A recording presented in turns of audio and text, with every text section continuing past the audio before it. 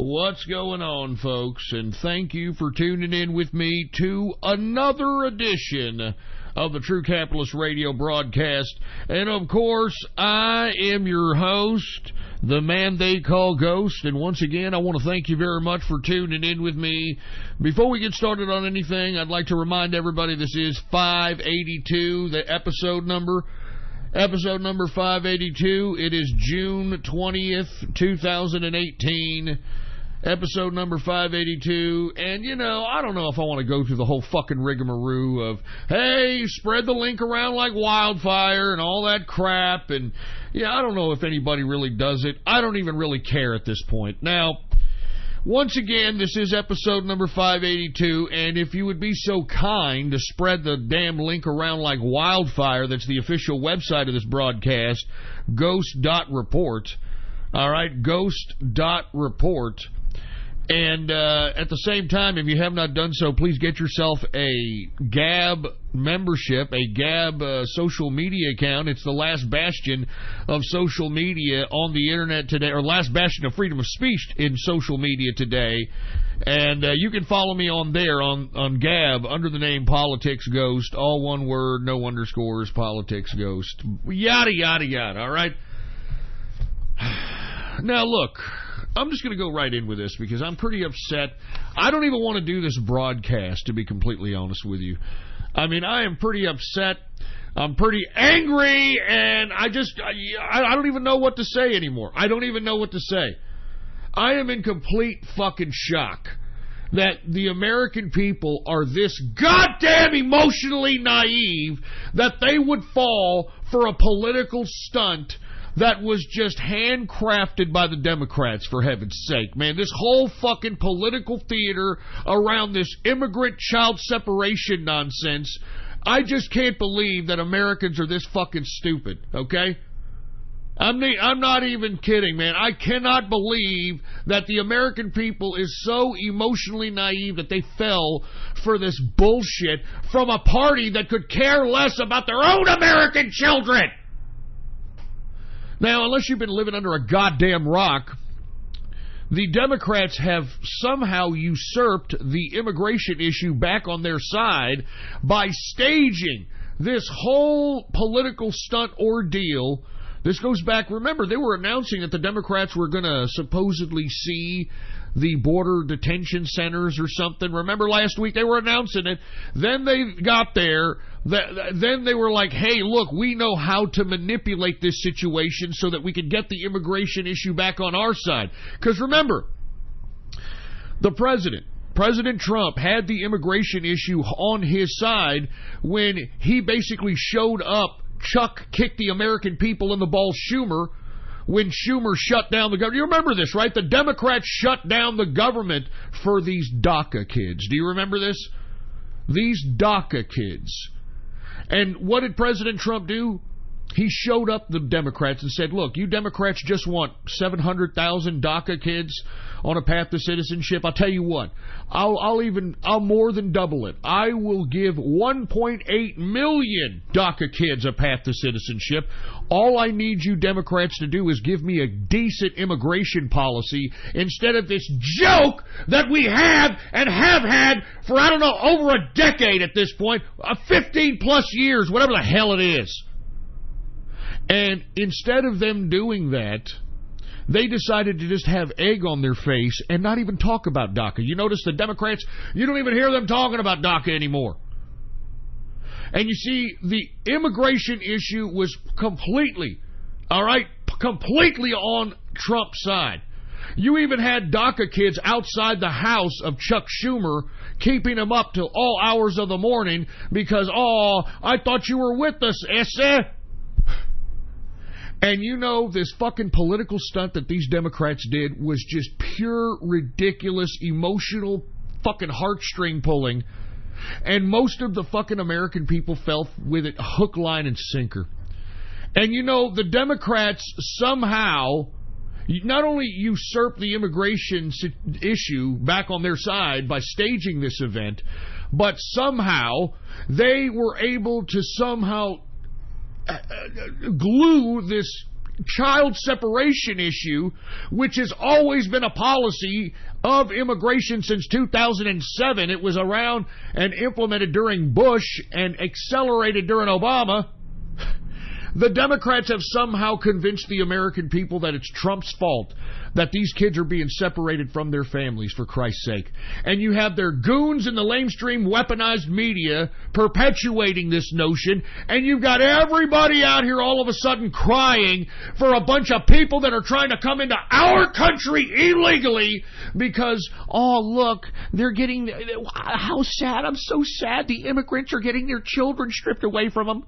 You're stripping children away from families. How dare you? That's the law, you stupid, dumb, emotional, naive nimwits. That's the fucking law. I mean, just imagine if you went out and robbed a bank. Do you expect your fucking kid to stay in your possession if you rob a bank or commit some kind of a crime to that capacity? No! But all of a sudden, the Democrats, and this is what fucking pisses me off about all of you people that fell for this emotional shit, all of you Americans that fell for this emotional bullshit, this political stunt that was created by the Democrats. This is what pisses me off. How in the hell can you people fall for the Democrats and this political stunt as if they care about children, as if they care about the family? Folks, it was the Democrats' policies that helped break up the American family, you fucking idiots. It was their welfare policies and their policies that completely dominated the judicial system. That's why, folks, it's encouraging to a woman now to go get divorced. Not only 85% of the time do they get the children and half the shit, they get to play the child support lottery system thanks to the judicial system that's been usurped, all right, by this leftist nonsense, okay? I mean, the Democrats have been breaking up families in this fucking country for the past 25 to 30 years, and all of a sudden, you fucking ignorant American pieces of fucking emotional naive shit, you actually fell for this crap? You actually fell for the Democrat crocodile tears? You fell for this shit? I mean, you make me sick, you know that? I mean, this is a black eye in American history, for fuck's sake. You people fell for this garbage. You people fell for this crap. And why do I say, oh, the American people fell for it? Well, let me explain something to you, okay? We had this fake news media bombard us with all this emotional, sensationalistic journalism about this issue. Oh, is Trump just going to let the children be separated from their families? And look, and they were even posting fake pictures. They're posting fake pictures of children that are in cages that have nothing to do with the immigration situation. This was a pure political stunt, and America fell for it like a bunch of idiots. Now, all of you people that are trying to get on your moral and ethical fucking soapbox and are trying to say, well, Ghost, I mean, are you for just taking these kids away from their families? Huh? Is that what you're for? Hey, asshole! That's been the law since 2007, you moron. As a matter of fact, I put in an article that I have on Ghost.report the exact law in which it's abiding by. It's in the chapter of the inception of the Department of Homeland Security. And somehow the Bush administration found this law and began to implement it in 2007. Because what are you going to do, folks? What are you going to do? I mean,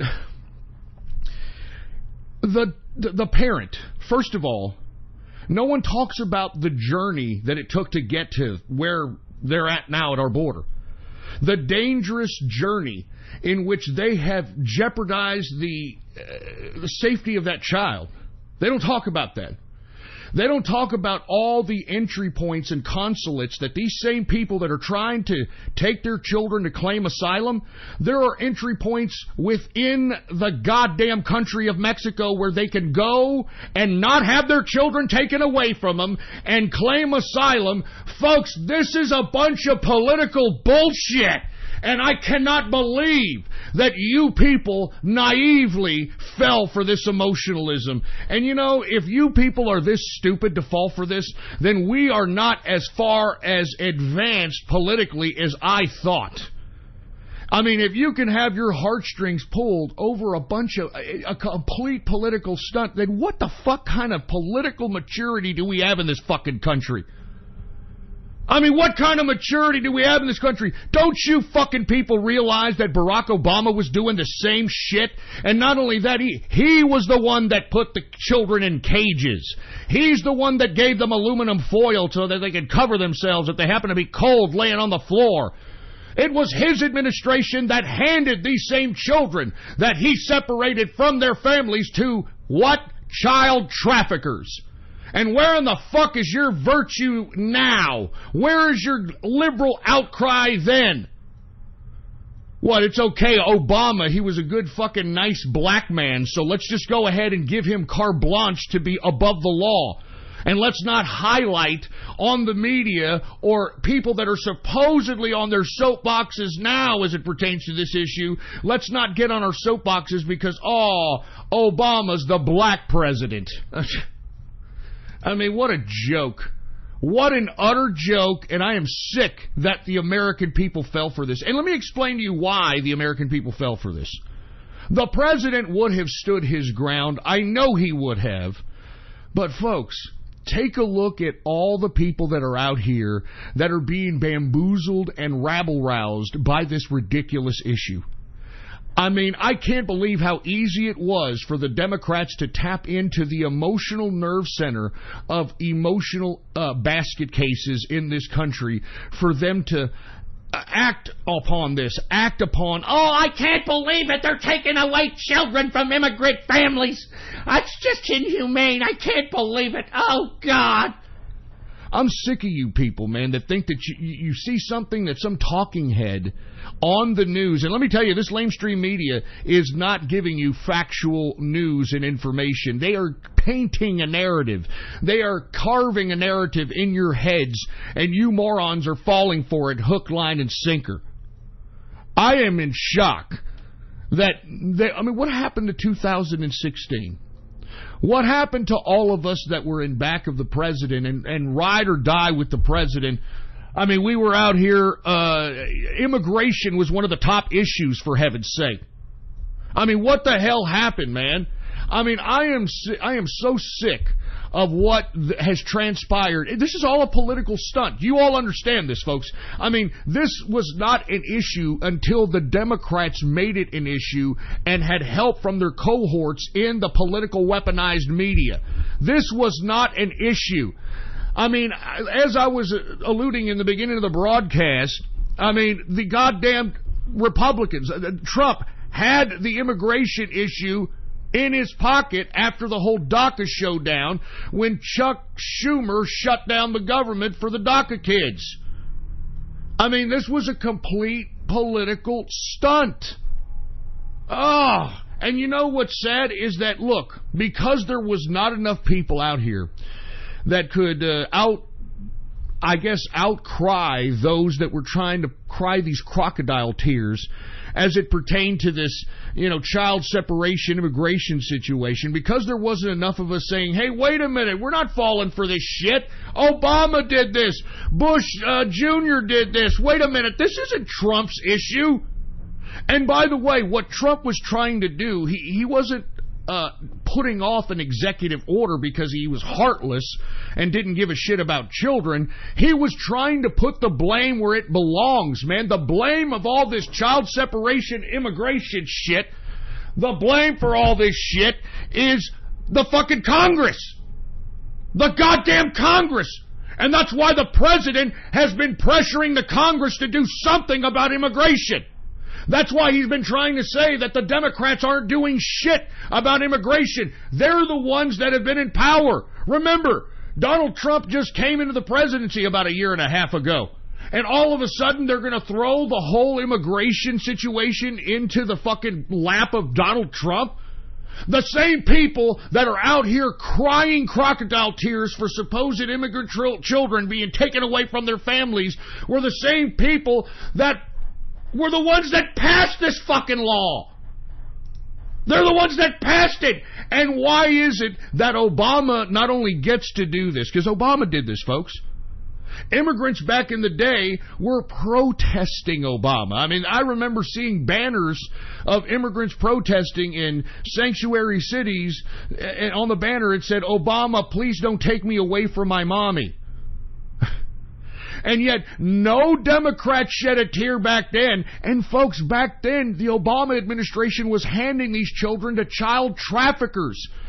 And as I stated, if you don't believe me, why don't you fucking Google search, okay? Like I said, Obama, child trafficking, HHS.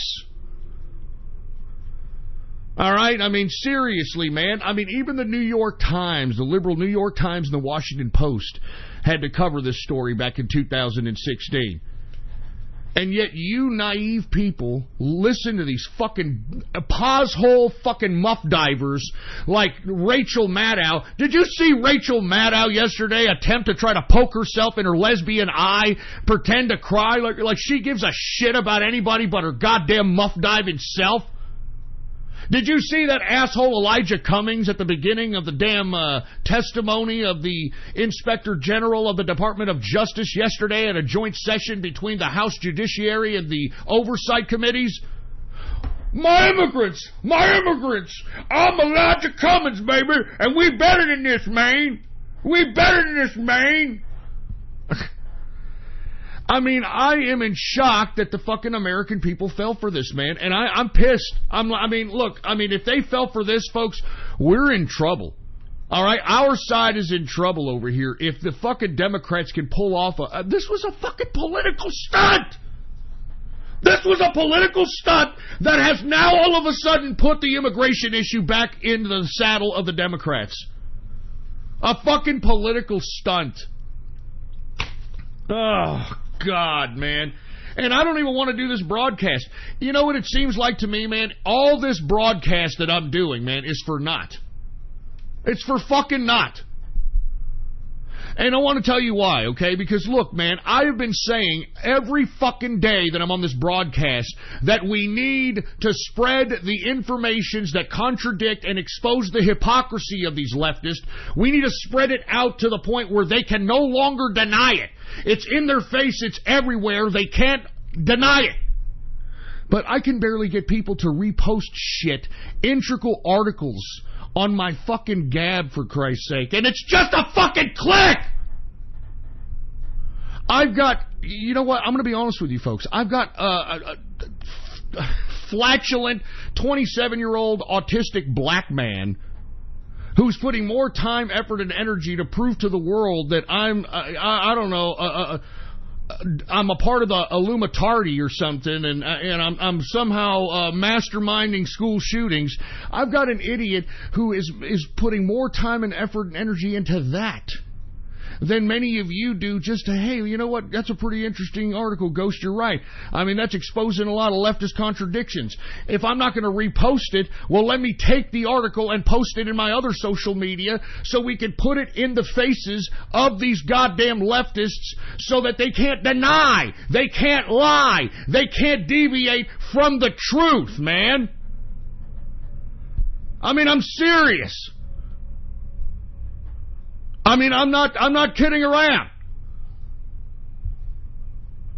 And this is what pisses me off. I mean, this is what upsets me, man. I mean, is this it? I mean, you know what? I fucking envy the leftists.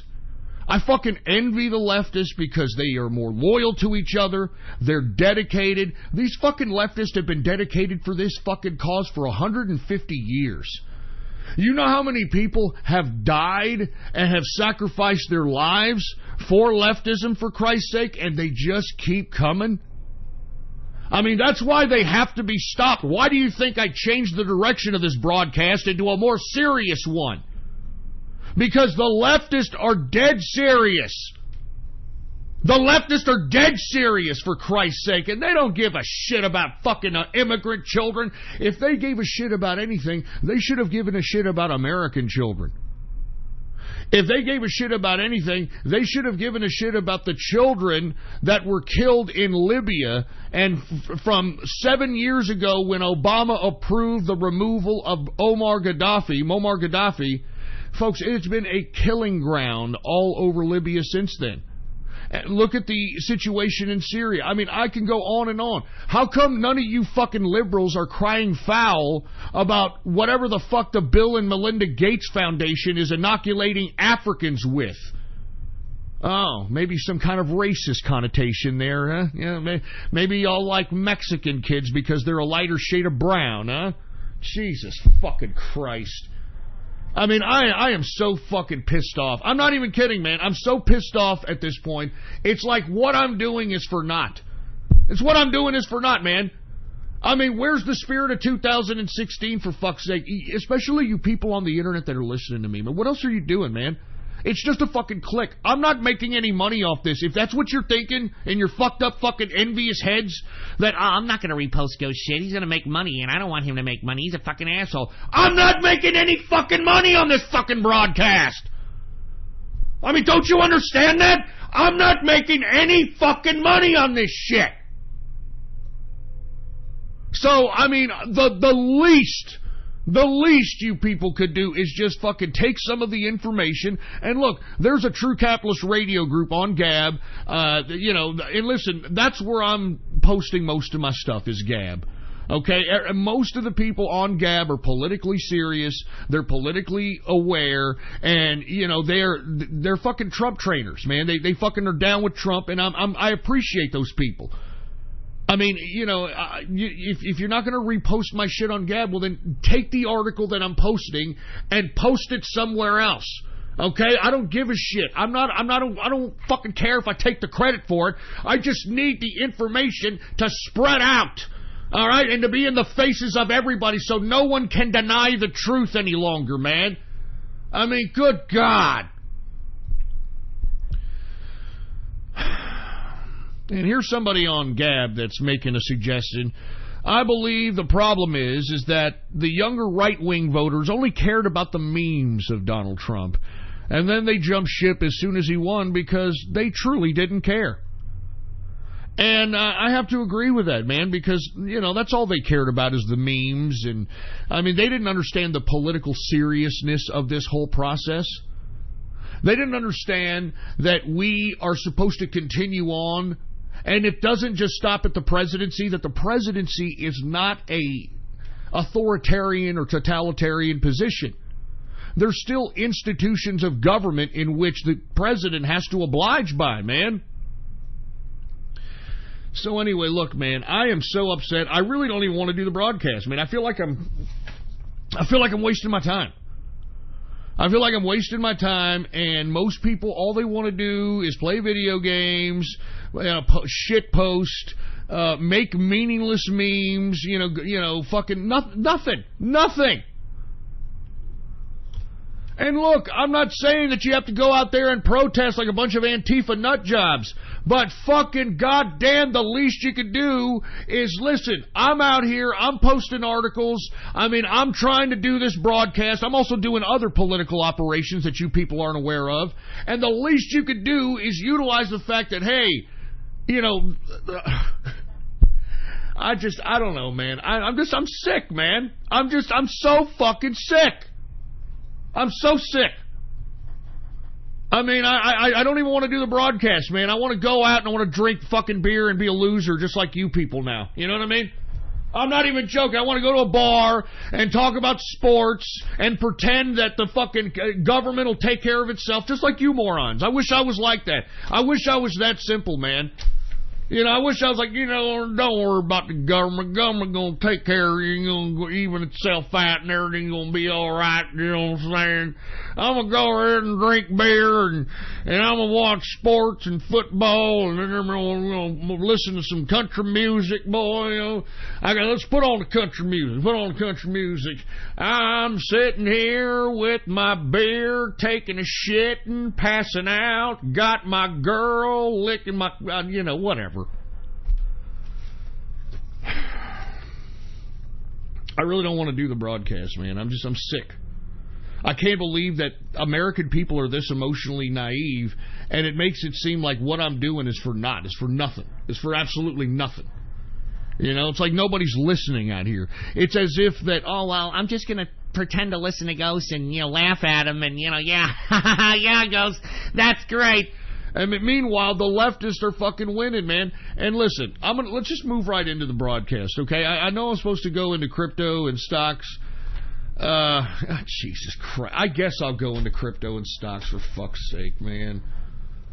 I don't even want to do the broadcast. I'm not even fucking kidding, man. I mean, I'm not even kidding. I'm fucking pissed off. I just want to go to a damn bar and, chug a lug. That's what I want to fucking do. I want to go to a bar and chug a lug. Maybe play some shuffleboard or some fucking billiards or something. But I can't. Anyway, let's talk about cryptocurrency, because I know I've got a lot of listeners out there who, like to listen to the financial hour, so let's just go ahead and get away with that. But we're going to come back to this issue of immigration. We're going to talk about the executive order that the president signed. We're going to talk about a bunch of stuff, man. If I feel like it, I don't fucking know, man. Anyway, once again, the American dollar continues to incrementally rise in value, folks. That's what I keep telling you. As this dollar keeps rising in value, we are going to see a decrease in the value of cryptocurrency because, well, you've got cryptocurrency paired with the American dollar. Now, with that being said, it has been kind of fluctuating, the American dollar, so that's why you've seen market capitalization come back and forth into the cryptocurrency market. I think yesterday we saw it as high as about $295 billion yesterday in market capitalization for crypto. As of right now, folks, the market capitalization for cryptocurrency is $289 billion market capitalization.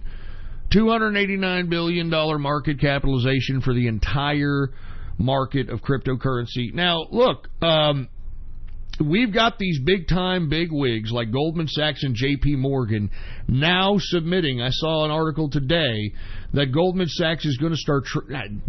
I think they've already started, but they're now making it public that they're going to start trading cryptocurrencies beyond futures. And I'm telling you, man. I'm telling you this right now. We have to just bide our time at this point, because we're at the whim of the King Fiat, which is the U.S. dollar. King Fiat, which is the U.S. dollar, and that's why you're seeing such decreases in the cryptocurrency markets. Now, if you're going to see any increases, it's going to be based on news, especially in a market that is competing with the dollar. So at this point in time, the old saying, buy the hype, sell on news, this is that type of market environment that we're in. Buy on hype, sell on news. Remember, we heard a lot of hype around Ethereum Classic, then it got put on the Coinbase exchange, and, once the news came out, you'd sell it, baby. That's the environment we're in. Once the dollar goes down in value, and look, it's not impossible that this dollar could go down in value massively, because you've got a lot of the countries trying to flex nuts with a potential tariff war with the United States. Moreover, you've got the European Union, for whatever reason, wanting to continue the Iranian nuke deal. And Iran is saying, well, if you want us to continue the Iranian nuke deal with you EU pricks, you're going to have to trade our oil exclusively in euro dollars and ditch the petrodollar. And, I mean, a whole bunch of concessions, and that could take a hit on the dollar at any time, folks. So, once again, don't count out any potential major increases in crypto within a drastic impulse, because we're in an environment right now where a lot of uncertainty on the world economic stage, the world war stage. We are now seeing a complete restructuring of the global order.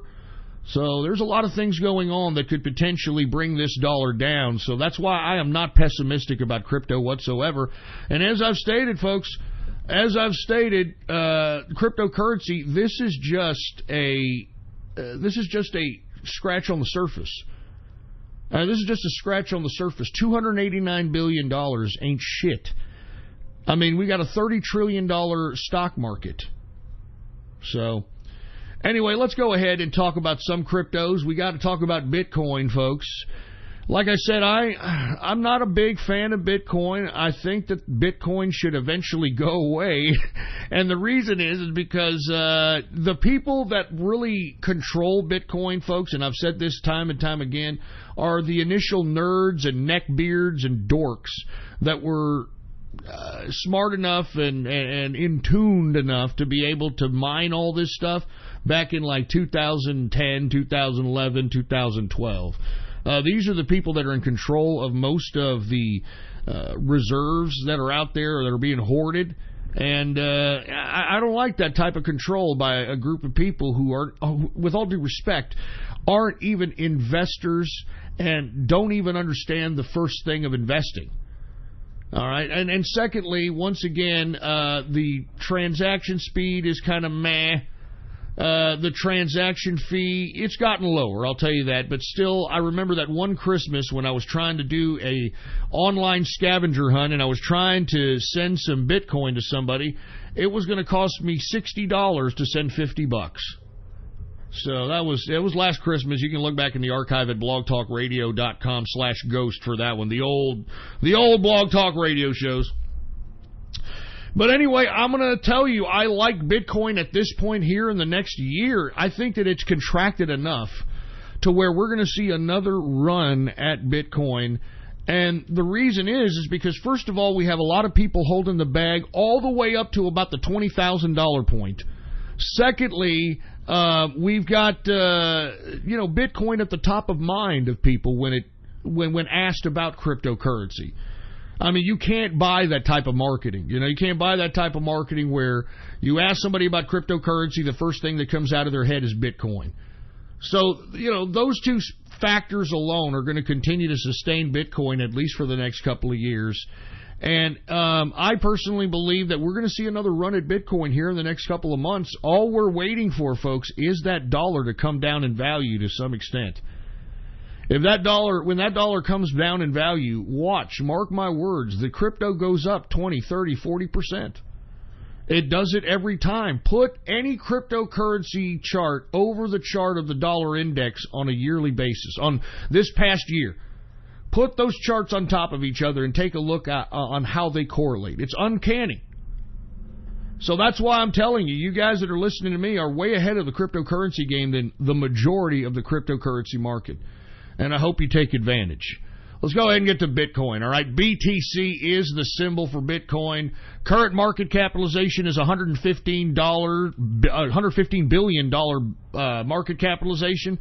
The circulating supply is 17 million in circulation. In the past 24 hours, we have seen Bitcoin go up very slightly, 0.46%. Current price for Bitcoin is $6,776.84 per Bitcoin. We've got Ethereum. All right, let's get to Ethereum. ETH. I'm not a big fan of Ethereum, but once again, this is another cryptocurrency that was the first on the blockchain to have a smart contract technology integrated into the coin.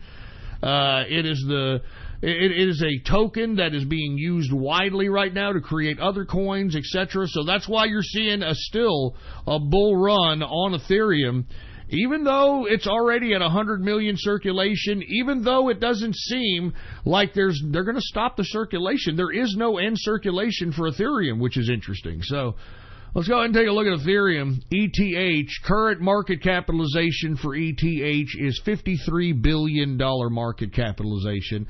The current circulating supply for Ethereum is 100 million in circulation.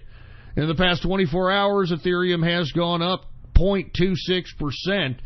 Current price for Ethereum, ETH, $536.65 per Ethereum. Let's get to Bitcoin Cash, folks. I like these prices at Bitcoin Cash. Bitcoin Cash likes to run. And I like it as an alternative to Bitcoin. Like I said, faster transaction speed, lower transaction fee, etc. Let's go ahead and take a look at it. current market capitalization for Bitcoin Cash is $15 billion market capitalization. The current circulating supply is 17 million in circulation. In the past 24 hours, Bitcoin Cash has gone down 0.73%. Current price for Bitcoin Cash, symbol BCH, $890.07 per Bitcoin Cash. Now, I'm going to talk a little bit about EOS, folks, because once again, I said June was do or die for EOS, and I don't know why people continue to keep this damn thing afloat, but it has been a complete failure at every stage of the game. Now, why it hasn't gone down any lower than this, your guess is as good as mine, but all you have to do is just take a Google search of EOS in the news, whatever news site that you go through, and you're going to find countless articles about EOS being a major fail. So I'm just going to take a look at it. I do not advise anyone to buy EOS. Do not buy this fucking crypto. I'm just covering it. Because remember, at one point in time, EOS was 40 cents. And it's gone as high as to what? Almost 20 bucks? So if you held that all the way back when it was 40 cents, you made some major money, man. But now I don't think that there's any future for this. It's been a complete and utter failure. They could barely get 15% threshold to have any kind of legitimacy in their mainnet. It's a joke. Anyway, let's take a look at EOS. $9 billion market capitalization. The current circulating supply is 896 million in circulation. In the past 24 hours, EOS has gone down 2.18%. Should be going down a lot further than that. EOS current price, $10.40 per EOS. Let's go ahead and get to Litecoin, symbol LTC. I mean, Litecoin, once again, I mean, it had potential. It still has potential to be a alternative to fiat, but fucking Charlie Lee. Charlie Asperger's on Twitter Lee. Good God. Anyway, Litecoin, LTC, current market capitalization is $5 billion market cap. The current circulating supply is 57 million in circulation. In the past 24 hours, Litecoin has gone down 0.74%. Current price for Litecoin, $97.87 per Litecoin. Let's go ahead and get to Dash, folks. DASH is the symbol. I like Dash. Once again, fast transaction time, low transaction speed, very low circulation. Let's take a look at it. Market capitalization for Dash is $2.1 billion market cap. The current circulating supply for Dash is 8 million in circulation. In the past 24 hours, Dash has gone up 1.43% increase. Current price for Dash is $265.11 per Dash. And let me tell you, I can see that going up tremendously. We've got people holding the bag on this one all the way up to $1,000. So there's a lot of potential to grow, especially at these low prices. These are all buying prices right now in the market, folks. All buying prices. Let's get to Zcash. Zcash, current market capitalization for Zcash is 814 million in market capitalization. And once again, the symbol for Zcash is ZEC. The current circulating supply for Zcash is a very low 4.1 million in circulation. In the past 24 hours, Zcash has gone down 1.70%. Current price for Zcash, $194.70 per Zcash. It's only a matter of time for this one goes back up to the 800 spots that, or $800 spot that we saw it go up to back this past January. It's only a matter of time. Anyway, let's continue. We've got, there's so many cryptos to go through. You know what? That's enough crypto. I'm jaded. I really don't even want to do the broadcast right now. I hope y'all don't get that from the tenor of my voice, but I really don't want to do this broadcast. I'm so fucking pissed off that the American people are this emotionally naive that they'll fall for a bunch of crocodile tears from a bunch of talking heads. You know? I can't believe you'd separate it. You separate this.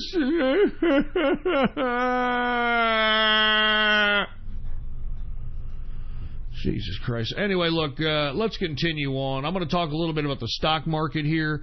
Yesterday, we saw a dramatic decrease in the stock market because Trump is not going away with these tariffs. I mean, he already put $200 billion worth of tariffs, or tariffs on $200 billion worth of Chinese goods on China. He's going to add another $500 billion of Chinese goods. If China wants to sit there and act like they've got chopsticks up their ass giving us fortune cookies, no, you better start obliging a little bit more of an even keel in the damn trade deal department, because America is done. America is done creating your country. You understand? We, the Americans, are the ones that built China, because we bought their manufactured crap in this imbalanced trade deal that was fucking signed by these assholes in Washington, D.C. That's why President Trump always says that we're no longer the stupid country. We are no longer the stupid country. I'd like to believe that. Because we elected a leader that's trying to bring back the authority of this government back to the people, but it seems that the people are still fucking stupid. Because if the people can fall for this latest Democrat political stunt in which they exploited immigrant children to bring back the immigration issue back to their political capital, I can't forgive American people for that. I can't do it. I mean, you can only forgive so much fucking stupidity, man. I mean, seriously, you can only forgive so much damn stupidity.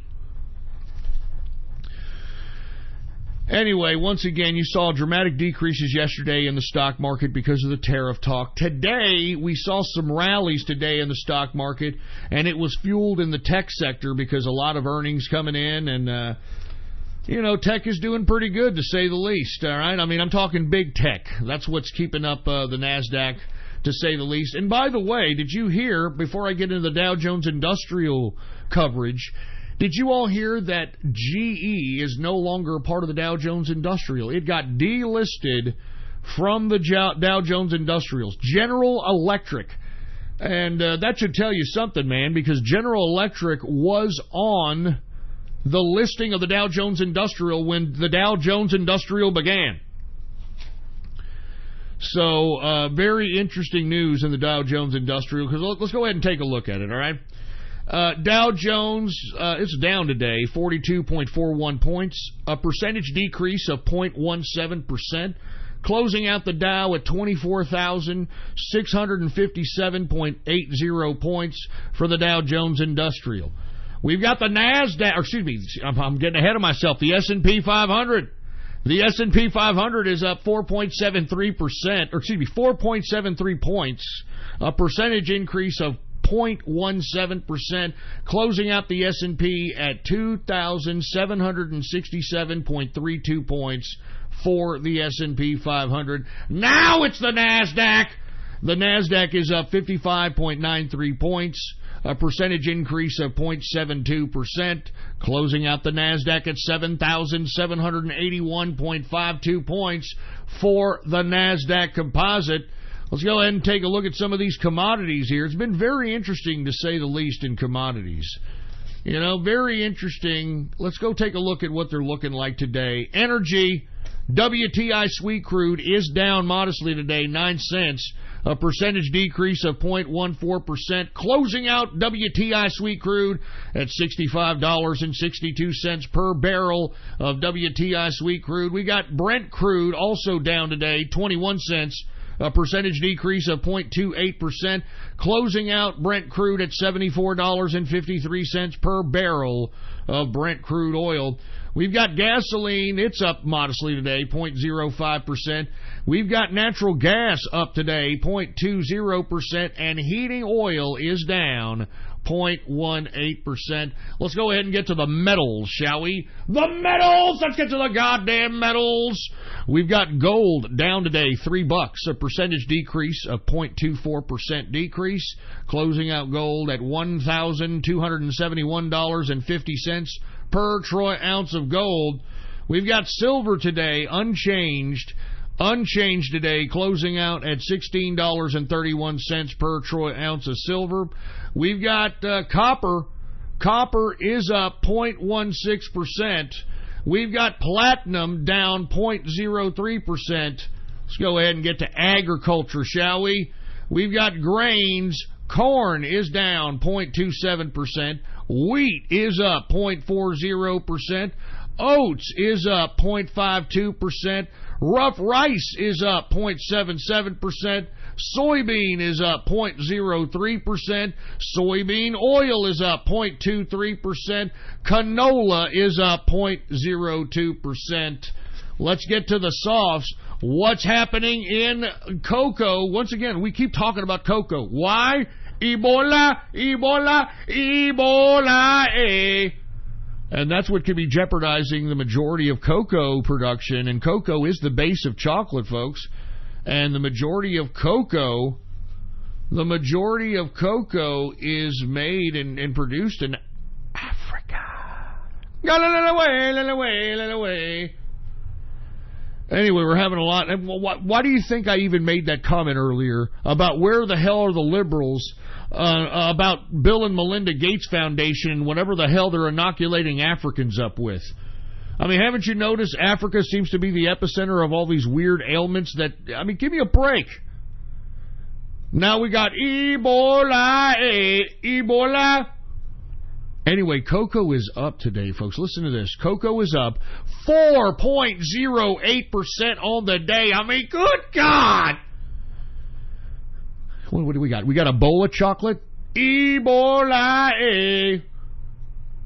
We've got coffee. Coffee is up 0.21%. And by the way, remember when I used to say, boycott Starbucks? Remember that? Remember for that fucking like year and a half, 2 years, boycott Starbucks. Well, you know what? It worked. Starbucks announced yesterday that they are going to close 150 United States stores. This is what I told every one of you. This is what I've been emphasizing on this broadcast. Where you spend your money is a political statement. Do you understand me? Where you spend your money is a political statement. And if you stop spending your money someplace, they're going to feel it. And they're going to have to deal with it, and they're going to have to deal with it accordingly. And that's what you saw with Starbucks. Boycott Starbucks. Starbucks is closing 150 United States stores. Burn, baby, burn. At least that's a little bit of good news. You know, that's pretty good. All right, let me calm down. Let me calm down here. I'm scratching my throat up. Where the hell was I? That's right. Coffee is up 0.21%. We got sugar. Sugar is up 0.49%. We've got orange juice down 0.09%. We've got cotton up 0.43%. Lumber is up 0.72%. Rubber is down 0.57%. And ethanol is up 0.64%. Let's go ahead and get to livestock, shall we? We got live cattle. Live cattle is up 0.21%. What else we got? We got cattle feeder. It is down. Cattle feeder 0.13%. And we got lean hog. Woo! Lean hog is down 3.31%. And you all know what I'm talking about with the ham bone movement. Ham bone. So, you know, I don't even want to get over it. I don't want to go over it again. You guys get it. And that, my friends, is the markets for your ass. All right, I'm telling you. I don't even feel like doing this broadcast.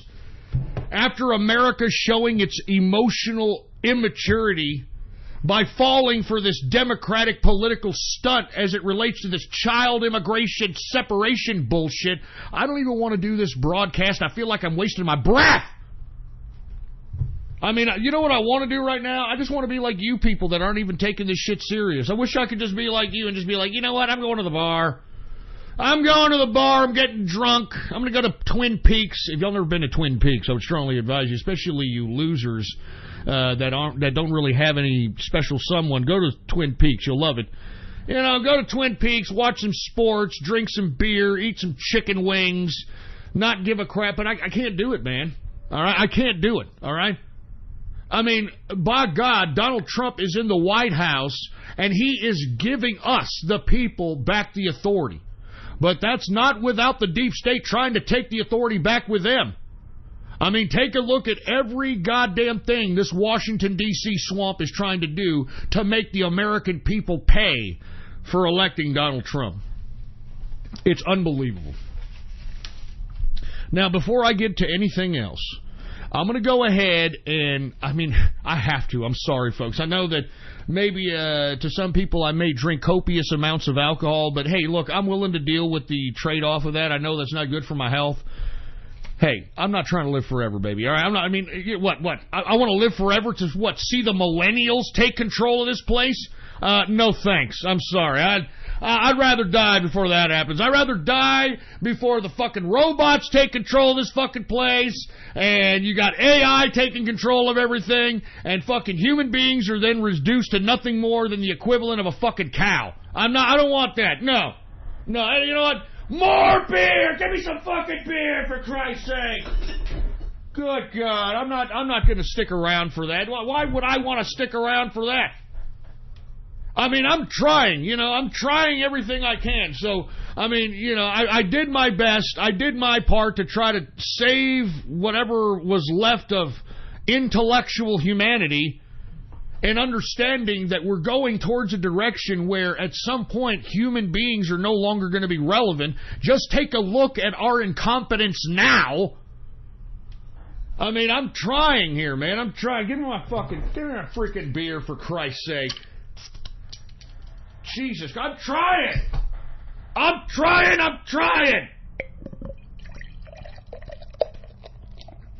I'm trying over here, and, it just doesn't, it seems to be falling on deaf ears, It seems to be falling on deaf ears, and everybody's just kind of listening for, leisure, and not taking what I'm saying serious. That's why this show turned serious, man. The leftists are fucking dead serious, man! Good God! Give me my fucking beer, man.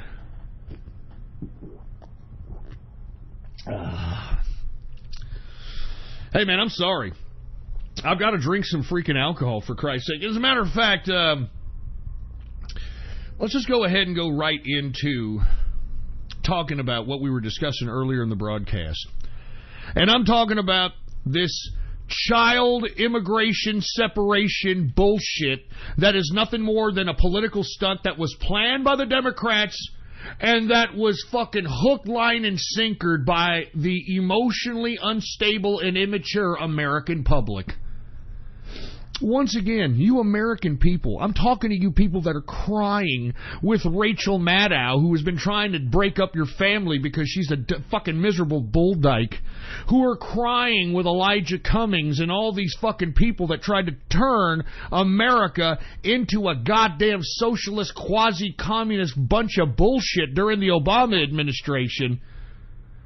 I'm talking to you people. Where the fuck were you? Where the fuck were you when these Democrats were passing laws encouraging divorce in America? Taking parents away from American children. Where the fuck were you? Where the fuck were you when Barack Obama was doing the same damn thing, all right, because it's law, it's policy, okay? Where the fuck were you when Obama was handing these children that were separated from their immigrant families and handing them over to child traffickers? Where the fuck were you? I'm serious, you virtue-signaling pieces of shit, man. I am so sick of you fucking emotional virtue-signaling assholes. And what, all you got to do is just get loud and pretend that you cry and you give a shit? I mean, is that it? I mean, did you hear Elijah Cummings at the beginning of the goddamn IG testimony in front of the House Judiciary and Oversight Committees?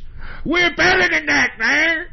You got motherfucking immigrant children, man. You know what I'm saying? We America, man. We America up here, man. Now, come on, man.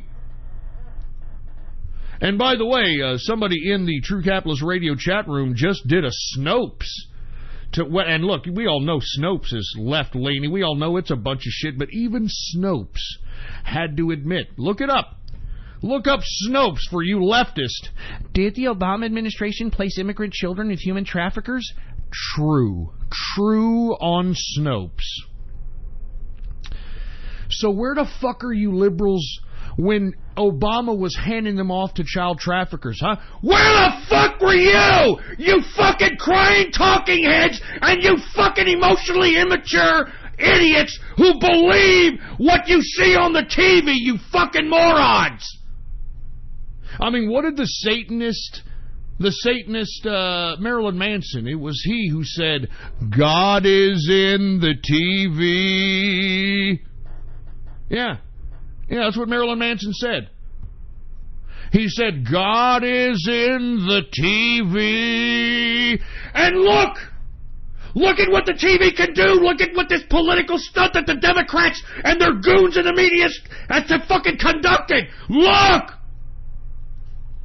And lo and behold, because there's not enough of us supporting the president, there's not enough of us vocalizing that, hey, we're not going to fall for this shit. We're not falling for Democratic political stunts. We're not falling for Democratic crocodile tears. We're not falling for weaponized media propaganda. We're not falling for it. We're with our president. There's not enough of us vocalizing out there. Do you understand?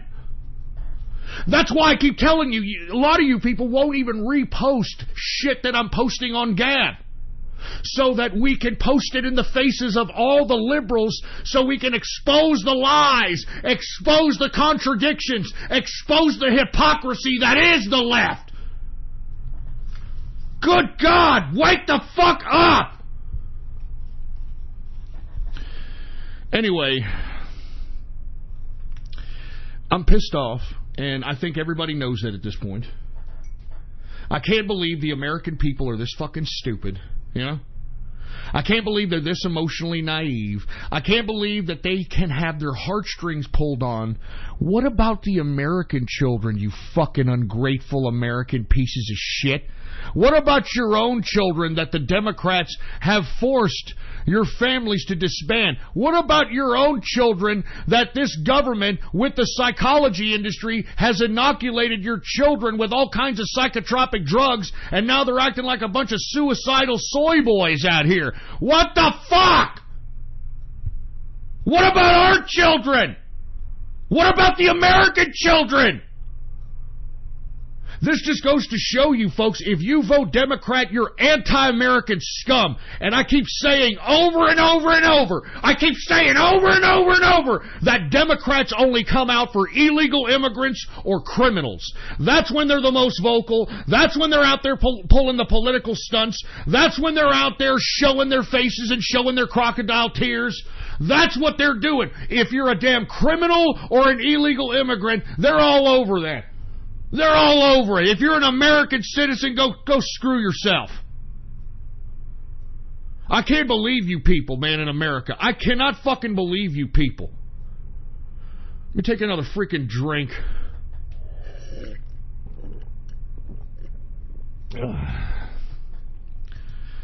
I can't believe the American people, man. How could you fall for this political scam that was planned by the Democrats? Y'all remember last week, they announced on every goddamn media that the Democrats were going down to the border and going to do something. They didn't say what the hell they were going to do. Now we know. Now we know what they're doing.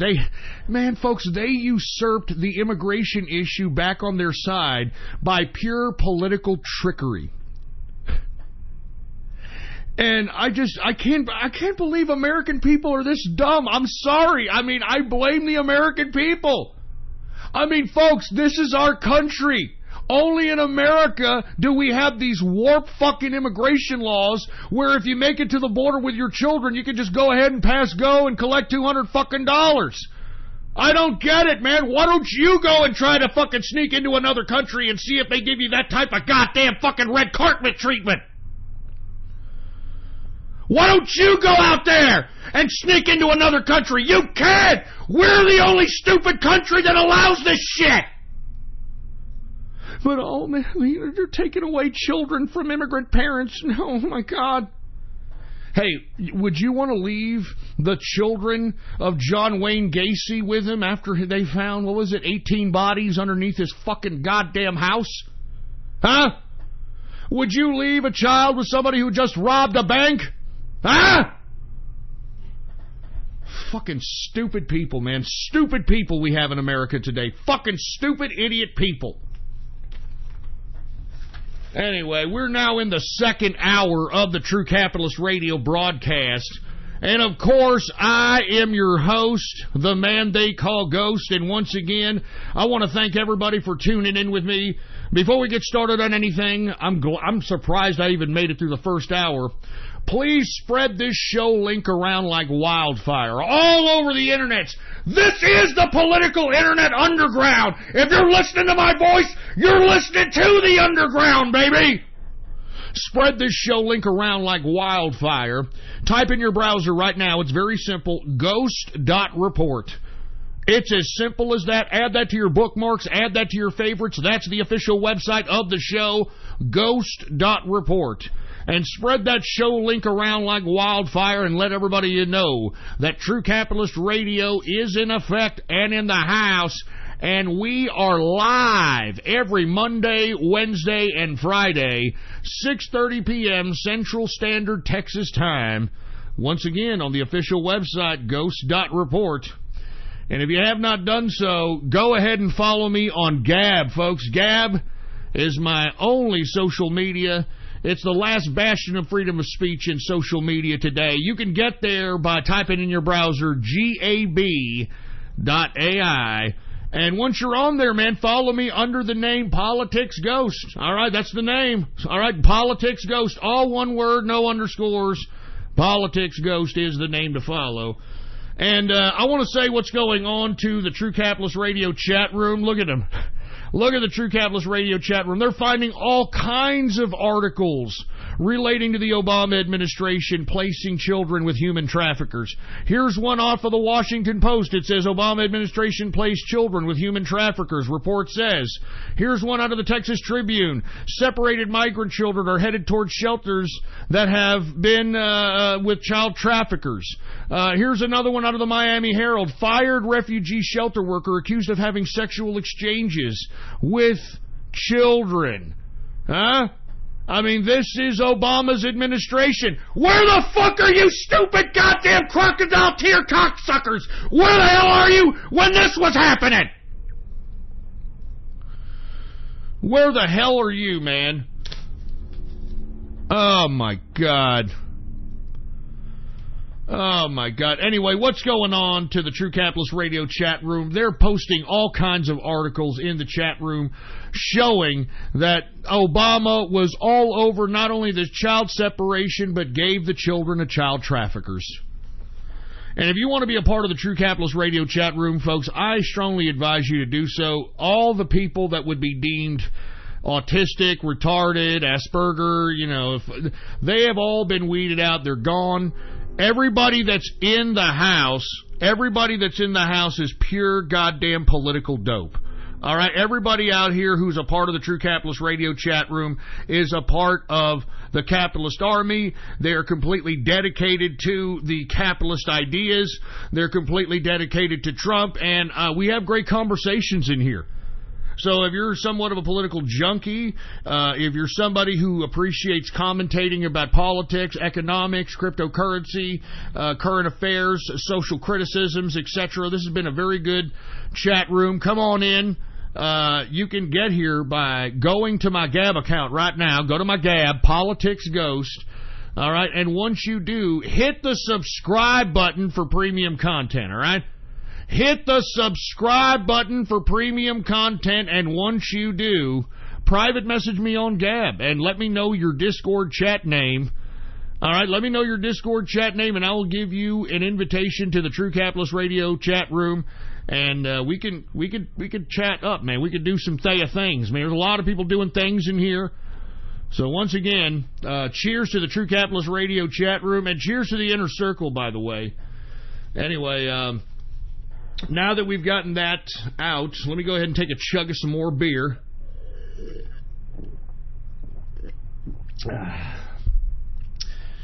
Now, the president, unfortunately, was forced to capitulate because he was not, probably, he or his people, not seeing enough of his supporters supporting him in his stance. And listen, it's not that the president didn't want to stop the children being separated from their families.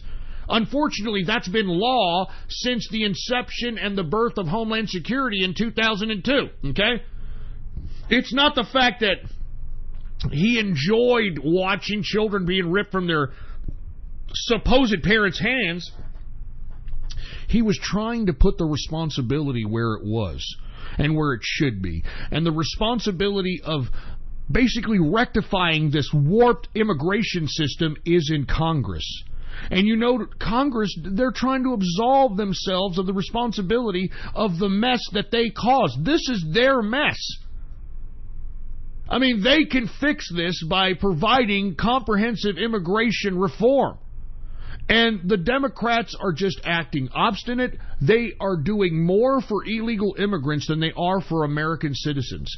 I mean, how can you people vote for Democrats when they don't even care about you as a citizen? I don't understand this. What kind of lunacy is this? I mean, how can any American citizen vote Democrat when it's proof by the Democrats' actions that they don't care about America? They're anti-America. They hate this country. I can't believe that you people can't observe that the only time that you see Democrats get most vocal is with illegal immigrants or criminals. I can't believe you can't see that. Anyway, the president was forced to act because he obviously didn't see enough of his side vocal and had to capitulate. So what he did is he signed an executive order. And look, this is unfortunate because this is exactly what Congress wanted him. That's what these fucking Democrats wanted him to do. Everyone from Cory Booker and his stupid overdramatic gay ass and Chuck kicked the American people in the balls Schumer. Did you hear Schumer? Mr. President, you can stop these children being ripped away from their parents by the sign of your little pen. And by the way, if you need one, I've got one right here. Oy vey. And this is exactly what Congress wanted him to do because it absolves Congress from dealing with the immigration situation, especially from the Democrat side, in a midterm election. I can't believe you people fell for this. I can't believe it. Well, anyway, listen. Even though the president capitulated and signed an executive order stopping this whole immigrant child separation crap, okay? Basically what's going to happen is that the order requires families be placed into military compounds together and stored until they're all processed. And you know what that really means, folks? No more catch and release, because that's really what the loophole was when it comes to these child separation situations, is that they wanted to catch and release these families, or supposed families. That's why you even had Jeff Sessions suggesting that he may DNA test supposed parents, DNA test supposed parents and children at the border to see if these people are even really their parents. But this order requires family to be placed in a military compound. So now they're in a military compound together. I don't know how that's going to be more comfortable than the current situation that the children are in now. It's not like the way Obama stored the children in cages and throwing fucking aluminum foil on them. I mean, these children are being well taken care of. I mean, do you know how much money is being spent to take care of a bunch of illegal immigrant kids? I guarantee you it's a hell of a lot more money than they're spending at your fucking child's high school or spending at your child's school district. Oh, but no, don't rip them away. No more catch and release. So at least through this executive order, catch and release is no more. All right? Catch and release is no more.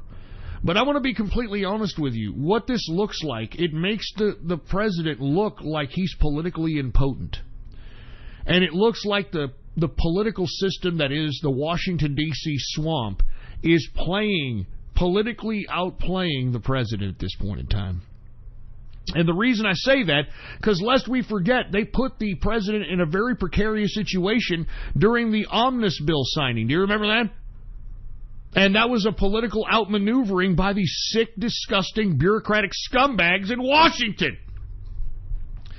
And this, him capitulating and signing the executive order, I mean, have you read the headlines as of late? Oh, Trump cowers and signs away executive order. Trump bows down and signs executive order. I mean, this is another political win domestically for the Democrats. I mean, this is what they're going to campaign on. I'm telling you, folks, I think this stinks to high hell. And look, I don't blame Trump for having to capitulate. I blame all of you people. I blame all of you people for not being vocal enough, for not reposting articles, for not, going on social media and putting the articles that contradict these leftists and that expose their hypocrisy and lies in their face, having it posted everywhere. I don't see it, man. Nobody, I mean, look, barely anybody reposts my shit on Gab, man. And fucking shit, it's just a goddamn click. It's just a goddamn click! And that just goes to show you that nobody really cares. Nobody really cares anymore. As long as it... Oh, I want a meme. I want a shit post. I want 4chan. I want yay. I want to say yay, yay, spaghetti. That's why I took this show into a serious arena, folks, because... I mean, who else is taking the right wing serious? These fucking white nationalists and alt-right idiots who are making us look stupid, who are giving fodder to the leftists, who are giving fodder to the leftists to call every one of us on the right Nazis. And I'm no national fucking socialist. I hate fucking socialists. I think socialists should be eliminated. I think communists need to be eliminated. I'm not a fucking socialist. But once again, I think the bright side of this executive order that the president was forced to sign, he has now ended catch and release and is now, okay, y'all want to be with your children even though you're committing crimes? I'm going to put you in a military compound until you're processed and figure out what the hell we're going to do with you. Do you think that's going to be a more comfortable conditionings there, folks? I don't think so. So I'm glad. I am so glad that the president is saying, look, if I'm going to have to bow down to this, I'm going to make this so uncomfortable that it's even going to be worse than what these people were getting to begin with. But still, it doesn't look, on face value, it doesn't look good for the president. It makes him look politically impotent domestically. And that's why you're seeing all these fucking media outlets talking garbage about the president. You know, he cowers. Trump cowers to the pressure. Trump cowers to the Democrats. You're seeing it all over the goddamn media, man. Every fucking media outlet, man. It makes me sick. It makes me sick. But anyway, once again, I'm going to move on from this issue. But once again, the president has capitulated and signed an executive order ending this whole immigrant child separation political stunt that the Democrats have made everybody in America believe like a bunch of idiots. But at least in the executive order, he's requiring these families to be placed in military compounds together and stored till processed. You know, no more catch and release. No, it's over. So I hope you got what you wanted there, Democrats, even though you technically got the immigration issue back on your side. I think you lost a big time on this catch and release because that's really what they wanted. That's what they really wanted. They wanted people, because this is the loophole, folks. You get to the border, you have children, and you can claim, asylum that you're getting persecuted or something politically or violently where you're from, and they've got to catch and release you. They put a court date. And they're like, here, you got a court date here. Go inside the United States and come back to the border for the court date. They never come back, folks. They never come back. Oh, Jesus. And you know what ends up happening? These fucking people end up going to sanctuary cities or sanctuary states like California, and they end up giving these people driver's licenses and rights to vote, and this is how the Democrats win their elections. This is all about votes, folks. It's not about children, you fucking stupid, emotional, immature fucking derelicts. Jesus Christ. Let me move on, all right? Now, let's go back to yesterday when the Inspector General of the Department of Justice, Michael Horowitz, testified in front of a joint session of the House Judiciary and Oversight Committees. I'm gonna be honest. I have been critical of Trey Gowdy because he's been so pro-Mueller investigation for whatever reason. But yesterday, in his beginning cross-examination of Horowitz, he basically made Horowitz look lower than a leprechaun's nutsack. And did you see Horowitz with that shit-eating grin? You know, he's sitting there looking like he's got a big turd in his mouth, like a fucking mumser. You know, I mean, we didn't find that, Congressman. We didn't find it. Yeah. And basically, Gowdy calls him out and says, how can you say there's no bias when this person, based upon his text, and that's Peter Strzok, who was in charge of not only the Hillary Clinton email investigation, but he was also the head of the Russia-Trump investigation. And these texts show, based upon the timeline, that he had a prejudgment prior to the investigation, which shows bias. And, of course, the Inspector General stuck to his guns and say, well, yeah, technically that's true, but it didn't affect the prosecutors in this case.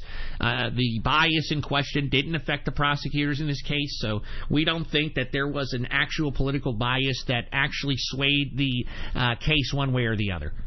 I mean, come on, Horowitz. Come on, Horowitz. I mean, you didn't even know what the hell to say. If you have not seen the exchange between Trey Gowdy and Michael Horowitz yesterday, I strongly advise you to see it. I mean, Gowdy makes this guy look like an idiot. And after that, I just stopped watching it. It was like, are you kidding me? It's going to be the same political theater. You know, the same political theater. Look, I told you since the IG report came out, that is a detailing of the crimes that the swamp has done, but for whatever reason, they seem to be a little above the law to be prosecuted for. Now, of course, Horowitz yesterday in the testimony, he did say that there is an investigation into James Comey and how he handled, and also Peter Strzok, by the way, on how he handled the Russia-Trump investigation and how he chose Robert Mueller. Now, I'm going to be honest with you, I think that this completely nullifies the special counsel of Robert Mueller. Completely. I mean, especially after the testimony yesterday and the cross-examining by the Judiciary and Oversight Committees of the Congress. I mean, this was a fairly decent cross-examining of Horowitz. The Senate one was a joke. And that's why we need to shake up the Senate the next goddamn election, man. We can't have these old windbags thinking that they can just kind of go along as status quo. We need to hold every goddamn politician's feet to the fire. And of course there was bias, okay? And the Inspector General's report exposes that bias, but according to his report, that bias didn't sway the prosecutors in the case in which the bias was exposed by the investigators. So if you could figure that out, I mean, you're obviously way more in the legalese endowment than I am. Jesus Christ. But once again, I think that this not only shows that the swamp, the Washington, D.C. swamp, will all take care of each other, but it also shows, folks, that there's two different versions of law. If you happen to be a Democrat, it seems that you're above the law. You can do whatever the fuck you want. You can get away with murder, Seth Rich. You can get away with murder, and nothing's going to happen. No one's going to touch you. I mean, even if there's FBI investigations, this goddamn Inspector General report shows that there was a lackadaisical approach in even trying to investigate Hillary Clinton. I mean, it even said in the Inspector General report that it oversaw and didn't even look into the fucking Anthony Weiner emails that were related to Hillary Clinton. I mean, that's how lackadaisical the FBI was in this investigation. But when it comes to Russia Trump and Robert Mueller, oh, man, we're going to find, if we can't find anything related to Russia Trump, we're going to find something you did in your life 10 years ago, 12 years ago, 15 years ago, and we're going to make sure to throw you in life in prison for it. How do you like that? That's fucking Robert Mueller. That's Robert Mueller. I mean, folks, how come the Obama administration can get away with what it got away with, man? I mean, I could give you countless crimes that the Obama administration has done, and nobody gives a crap. I mean, I already talked about how this whole immigrant child separation policy was Obama's policy, and on top of him taking the children away from immigrants, he handed those same children to child traffickers. What about Fast and Furious, folks? Do y'all remember that? Oh, Fast and Furious, you know, when the Obama administration, under the Department of Justice, under Eric Holder, the Attorney General at the time, decided to give Mexican drug cartels high-caliber automatic and semi-automatic weapons to supposedly track them. To track them. And of course, even though they gave these cartels these high-caliber automatic, semi-automatic weapons, of course they lost track of them until some of these guns ended up at the scene of a murdered Border Patrol agent. Instead of when some of these guns ended up at the scene at the Paris shootings. Y'all remember those shootings in Paris? Remember when those guys just started just shooting people out in the middle of Paris? People didn't know what the hell to do. Those guns were from Fast and Furious. Those were those guns. How come nobody's talking about that? How come I don't hear any liberal uproar about that? How come I don't hear the mainstream media saying anything about that? No, but when it comes to Stormy Daniels saying, hey, you know, I fucked Donald Trump. Oh, my God, I'm Anderson Cooper. I'm going to give you an exclusive. Now, can you give us a little bit of how he was in the romping sack there? Well, he was very kind, and, you know, he wanted to watch Shark Week. He was a big gentleman, and, I mean, this is the mainstream media. That's why I'm telling you, in this day and age of the internet, if you're still listening to talking heads on television for your news and information, you're fucking intellectually lazy, faggot! You're intellectually lazy! Like yesterday, fucking Rachel Maddow crying, they poke my eye, these immigrants. Let me tell you something about Rachel Maddow and her kind. She's pro-LGBTQ. She's pro-AIDS activist. You know what that means, folks? She's a part of a death cult. And that's what LGBTQ is all about. You know, we're at the end of Pride Month, thank God. You know, I'm prideful for being gay. I get fucked up the ass. I got a lot of pride for it. I service glory holes. I get a lot of pride for it. I go down on salmon-smelling muffs. I got a lot of pride for it. You know, where's the pride when, and listen, folks, I don't care what you LGBTQs try to say. I am from some of the most liberal areas of Texas, Austin, now San Antonio. And all you gays want to do is pause neg holes. Because most of you are HIV positive, okay? Most of you are HIV positive, and lo and behold, you want to go and infect other younger HIV you want to infect younger neg holes that are like 18, 19 years old. And you notice, folks, that they're getting younger and younger. These HIV AIDS patients, you know that? I mean, I'm seeing people that are 18, 17, HIV positive.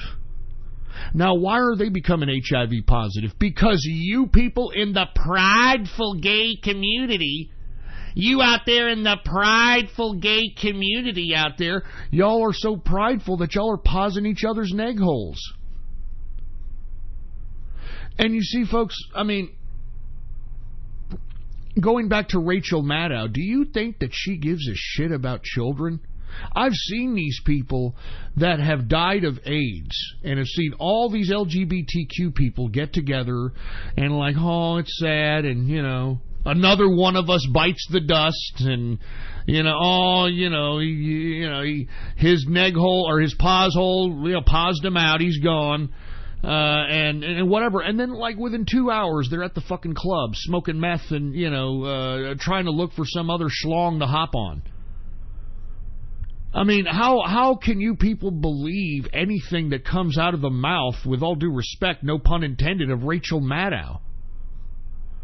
I mean, I don't trust anyone who tries to identify themselves first as somebody who's LGBTQ. Because somebody who's trying to identify themselves first as somebody who is an LGBTQ is obviously a soulless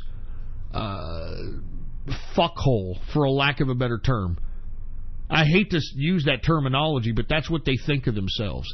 I mean, can we just step back a little bit, and lest we forget that LGBTQ means that it's how you like to get fucked? I mean, I hate to be so vulgar, but I mean, that's really what it comes down to. I mean, there's nothing intellectual about it. There's nothing ethical about it. There's nothing moral or immoral about it. It's just how you like to fuck. And that's what you want to identify yourself as. That's what you as a human being feels that you want everyone out there to know about you, as opposed to the content of your character, as opposed to whether or not you're a loyal person, a nice person, a smart person, an idiot person. No. You want everybody to know first how you like to fuck. And you see, this has become an identity. This has become an identity out here. And going back to Rachel Maddow, do you mean to tell me that because Rachel Maddow, I mean, look at how she fucking dresses, man. She's trying to look like some bull-nosed bull dyke. She's an AIDS, HIV activist. The only way that you become an AIDS, HIV activist is obviously because you're infected. You think she gives a shit about a couple of fucking immigrant children? That she doesn't care. She doesn't even have any children of her own. And if she did, I would be worried on whether or not she was going to be some kind of a participant, or an unwanted participant in some sexual liaison with her and her dyke. Oh, I care about the children. I care about the children. Yeah, right. She cares about the children. 4 hours from that time, she's fucking face deep in a muff. But she cares about you. Go fuck yourself, Rachel Maddow, you stupid, dumb, bull dyke imbecile. I'm sick of seeing you as if you talk as if, oh, I am this pompous, intelligent, educated, muff-diving bull dyke, even though I've accomplished absolutely nothing in life other than, being a blowhard and an activist and going to school. I'm just a blowhard. And to be honest with you, I should call myself a lickhard as opposed to a blowhard, because I'm not really a blowhard, I'm a lickhard. How can you people fall for this shit, man? I'm serious. How can you people fall for this crap?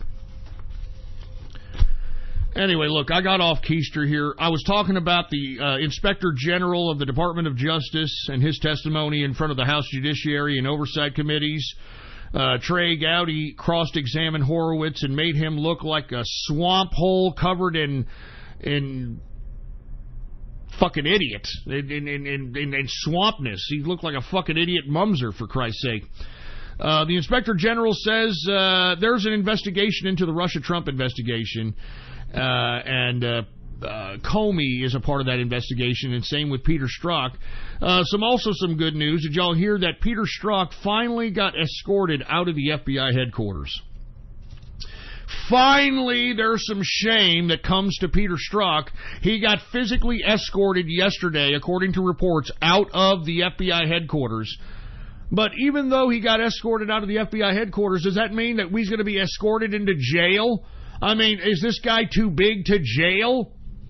That's what I've been always saying about each and every one of these actors in this grand conspiracy involving the highest echelons of the Department of Justice and the FBI. Are these people too big to jail? And not to mention, folks, even though Peter Strzok yesterday got escorted out of the FBI headquarters, he's still getting paid by the FBI. Can you believe this? This guy's still collecting a paycheck.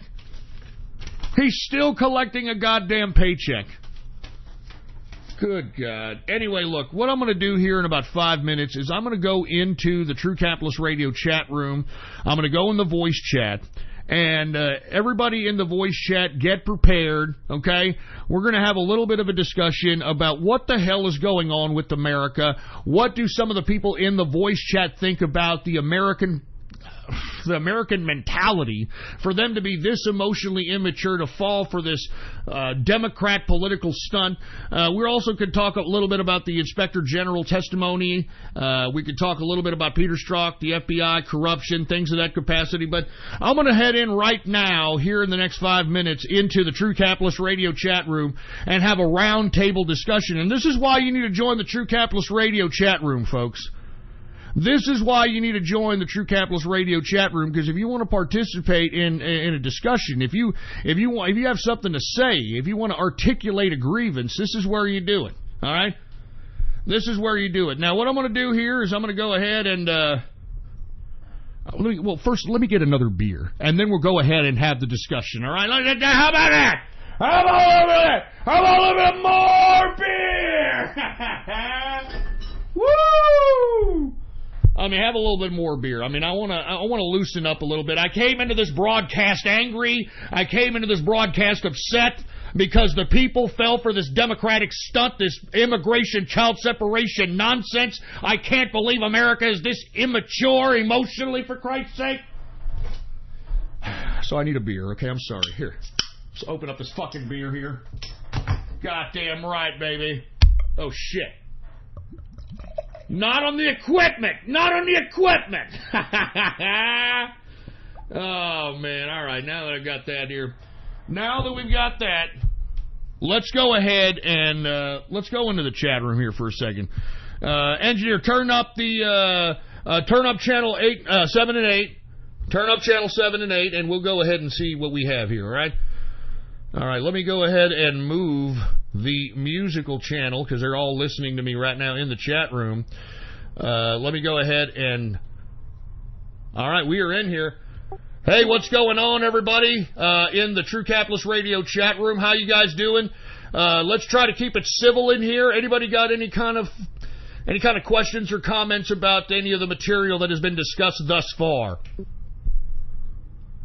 I'll chime in and say that the American mentality has gone completely stupid, as per se, because if you look around Gab and Twitter, there is absolutely nothing that is driving the right at this point in time. They're not retweeting, they're not writing articles, they're not doing anything of significant value, and that's very shocking. That's and also damning. Well, I can definitely agree with you on that. I mean, we're having a very lackadaisical approach on our end of the political spectrum. Very good point. Anybody else want to chime in about the situation relating to the immigration, child separation, or the IG testimony in front of the House Judiciary and Oversight Committees? Go ahead, man. Well, I think what Stick said earlier about how the Democrats really blew their load on this issue, because if they had riled up this outrage right before the midterms, it would have had a much bigger effect, but by the time the midterms roll around, no one will give a shit about this anymore. I think that's sorry, Al, you can go ahead there, Black Star, after me. I agree with you or Sticks, I should say, to some extent, but this still puts the immigration issue back into the saddle of the Democrats. Remember, it was Trump that won the Democrats over on that beat the Democrats on this immigration issue with DACA. Remember, you haven't heard the Democrats say anything about DACA since Trump said, look, I'll see your 800,000 DACA kids and raise you 1.8 million DACA kids. All I want is my border wall. All I want is the end of lottery immigration, and to chain migration. And they couldn't do it. And because they've left the whole DACA thing alone, now they're utilizing this issue of child separation as a means of gaining the immigration issue back on the side of the Democrats. Go ahead. I always knew that the Democrats are tough, but they definitely have more tricks in their sleeves than I have anticipated. Well, this was definitely a political maneuver. I mean, we were all told, I mean, if you were listening to any of the news reports last week, We were told that the Democrats, for whatever reason, were going to go down to the border, and I don't know what they were going to do. Now we know what they were going to do. They planned this whole issue, this political stunt, and it pulled on the heartstrings of the emotionally immature American people. Now, why are we emotionally immature? Does anybody in this room have any kind of opinion on why America is so fucking emotionally immature? Anybody? It has to do with the pampering of the American male and the female at this point in time, especially in our schools. They're taught to be, special snowflakes. They're taught to be special in every single way. They're taught to go at their own pace. There's never any sort of criticism or constructive criticism given to these brats. They say, if they get a 60% on their test out of, 100 points, they're like, try harder. Instead of, look, you got this wrong, that wrong. Do better. You need to study a little more. There's absolutely no sense of criticism. There's nobody with any balls to come up and say, look, you suck, you can't do this, you got to practice or get the fuck out. Another factor is due to the media of Hollywood, TV, all these factors conditioning people to be more emotional rather than logical or non-feeling towards these emotions and falling for shit like this. I also think it has something to do with them punishing people for fighting. People. Hey, can you speak up a little bit, sir? Sorry about that, man. Oh, sorry. Can you hear me better now? Yeah, we can hear you. Go ahead. I think a lot of it has to do with the pussification of the American male, anyway. How they are now pressing charges on kids for getting in simple fights in school. Back in the day, you would settle your differences and gain respect for the person you had issues with. Nowadays, you get charges and separated, and you have to repress those feelings, and that's what everybody's doing as they grow up. They're just repressing any of their like masculinity and fervor for any issue. I think it ties into a lot of different stuff, and then you got the video games and the single parent families. I mean, it's just a combination of a lot of things that's causing this, and we're seeing the fruits of that now. Anybody else have any opinions on this matter? Because these are all valid points. I think, and this is what I was getting to at the beginning of the broadcast, that we have a epidemic of children that don't have two-parent families any longer, and I think this is a definite contributing factor, and I think also the media, the education system, the psychology industry. Are we emotional basket cases? Because I don't think this was that sophisticated of a political stunt by the Democrats for them to be yielding such political capital in this capacity. I don't know how much. Because listen, we have pulled, at least in this broadcast, had pulled out of the hat that Obama not only did this same child separation policy, but gave the children to child traffickers. And for some reason, that isn't penetrating the psyche of the American people. What is it? What is it about people that want to look like they give a shit just because everybody else looks like they give a shit? What is it with this virtue signaling phenomenon? They probably just don't care. They want to hide the fact that they're losers, so they pretend to care about an issue to make themselves look good. They're all taught to think the same way. You see no diversity in the reactions of these people. It's always the same reaction no matter what. They're not taught how to, well, let me rephrase it. They have no sense of how to think of their own. They have no ability to dissect social situations.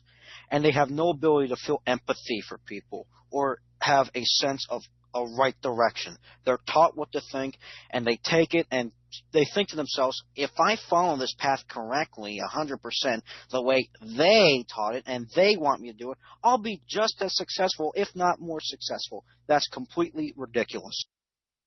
Hey, I think a big part of it is the typical holier-than-thou mindset where, they all try to build themselves up as the paragons of whatever they believe in because they know they aren't, and they're terrified of being called out on it. Like, all the male feminists and, Justin Trudeau and stuff like that, Oh yeah, they talk all big about how they respect women until they get caught, groping. Well, hold on. Let me go ahead and get back on here. Anybody else have anything to chime in about, man? Because I'm going to get back onto the broadcast. The floor is now yours, True Capitalist Radio Chat. To add to Trump, and I believe this whole groupthink mentality is due to the public education system not teaching these kids, but indoctrinating them to think a certain way, to get rid of any individuality they have and to think what they want you to think. Exactly, man. I agree with you. You hit the nail on the head. Well, it's not that hard to understand, but again, the American people these days, they like the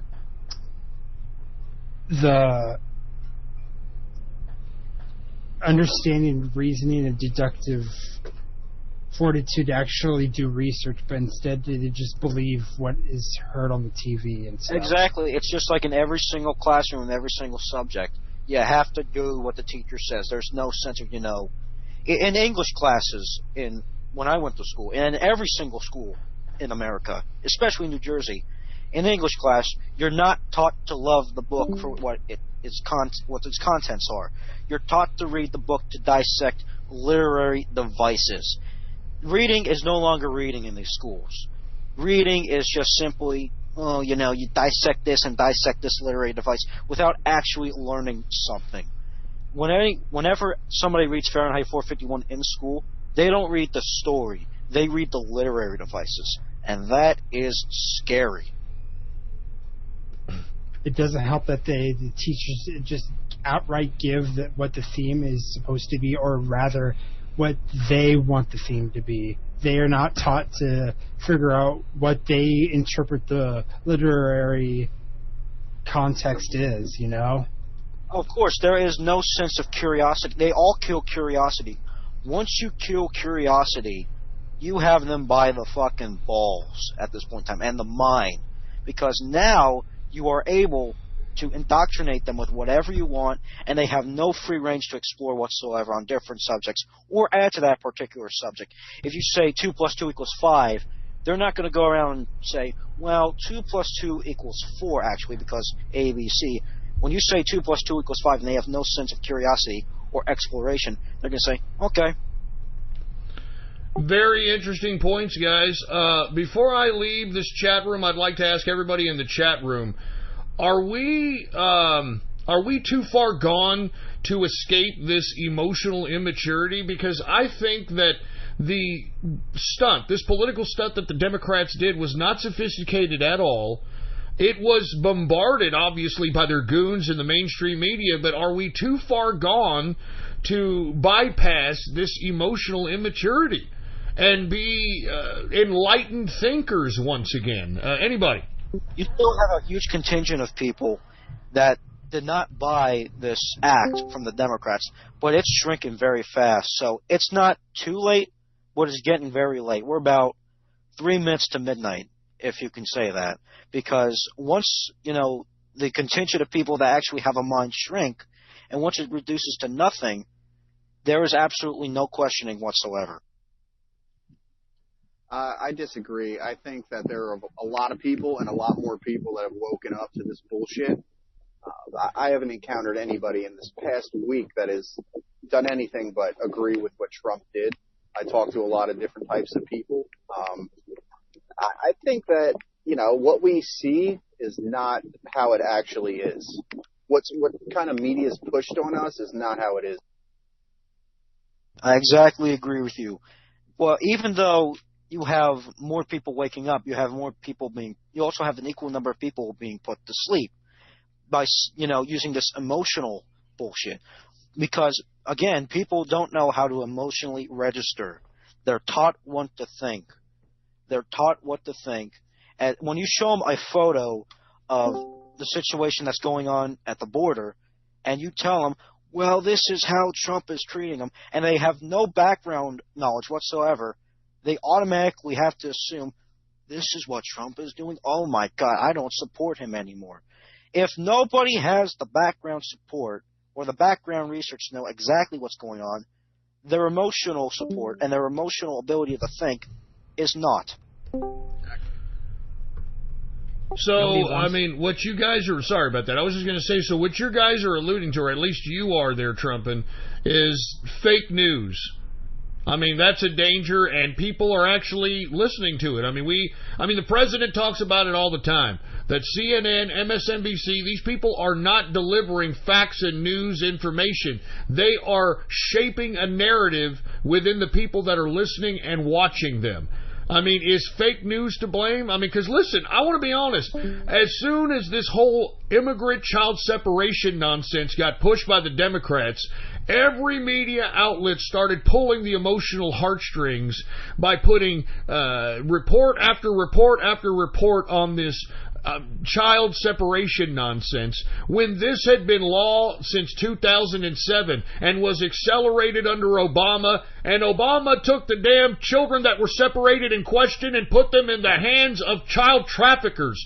How come, and like I say, how come no one is, I guess it goes back to what you were saying, Trumpin, that, you know, they have no curiosity of insight. They don't want to look and find out for themselves. They would rather just listen to some talking head.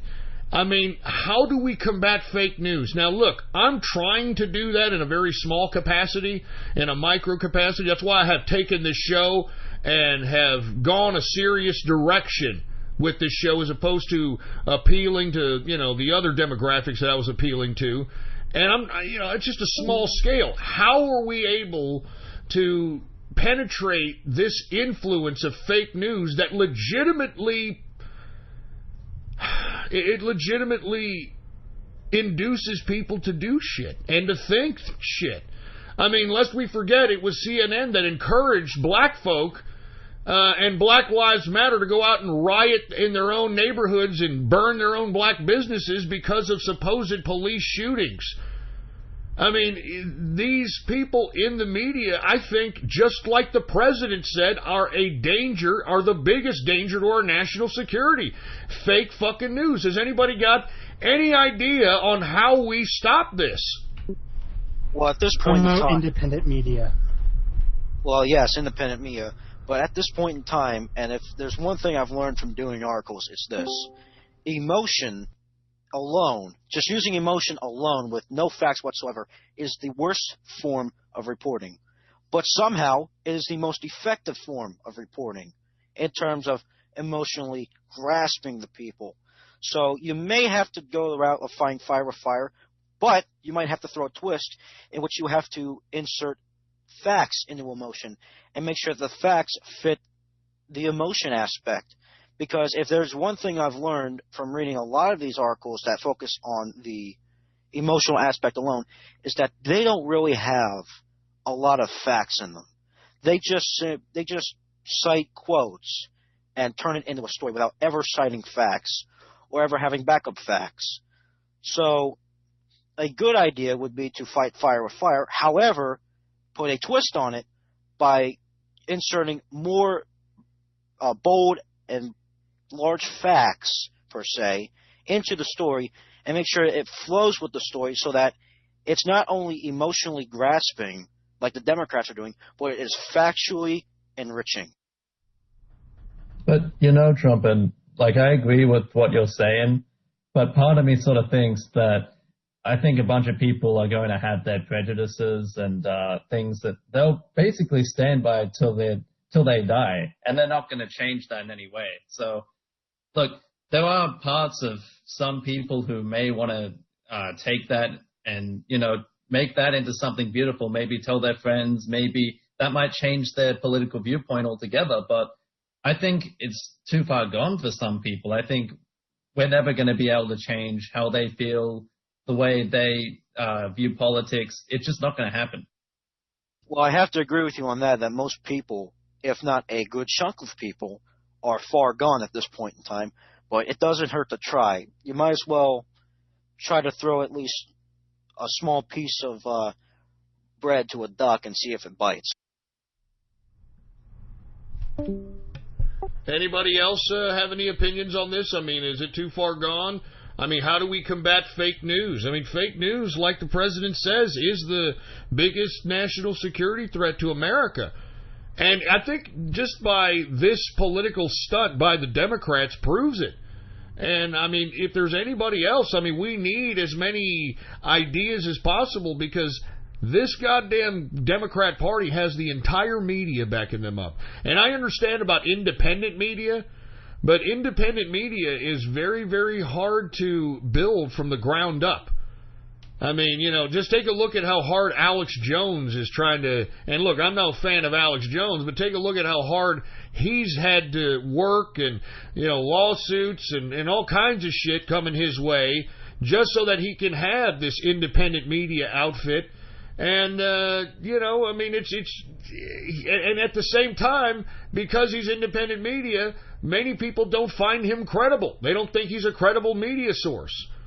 And, you know, by the way, because he's calling himself legitimate media, that's why you have all these people suing him for the Sandy Hook shootings. You know, you have the Sandy Hook parents, and you got all these people suing him, claiming that, oh, I was really at the shooting, I'm suing you, and all this bullshit. I mean, this is what they're doing to independent media. They're trying to do whatever it takes to stop us.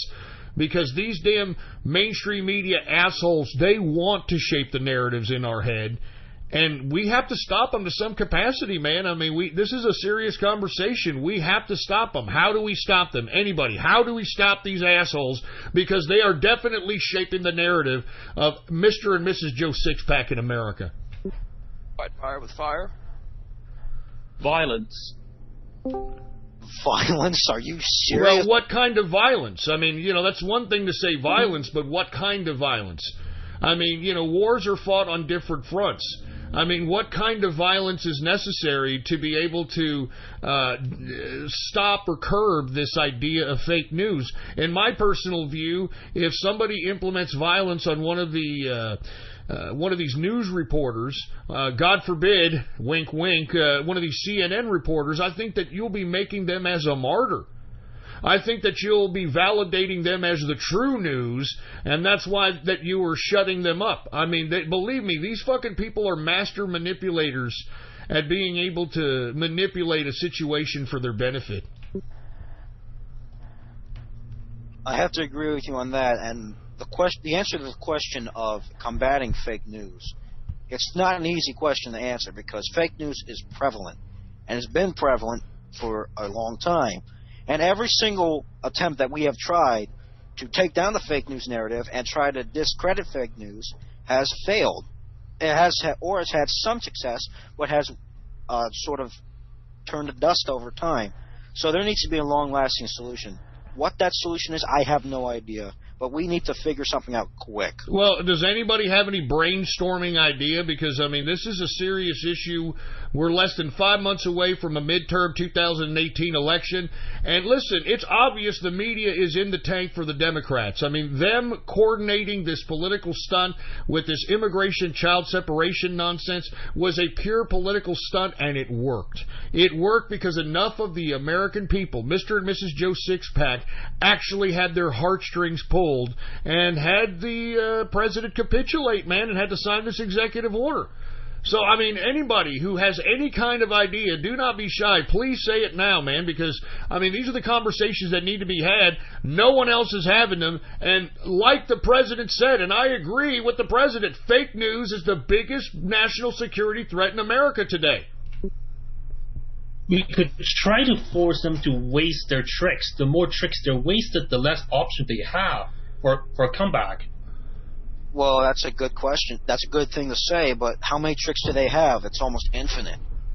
Yeah, they seem to have a lot of infinite tricks. Remember, I mean, we on our side thought that we won the immigration issue when Chuck Schumer decided to shut down the government for DACA, and then the president said, okay, I'll see your 800,000 DACA kids, and I'll go ahead and offer 1.8 million DACA kids a path to citizenship. I just want my wall, I want the end of the lottery immigrant system, and I want the limitation of chain migration to children and spouses.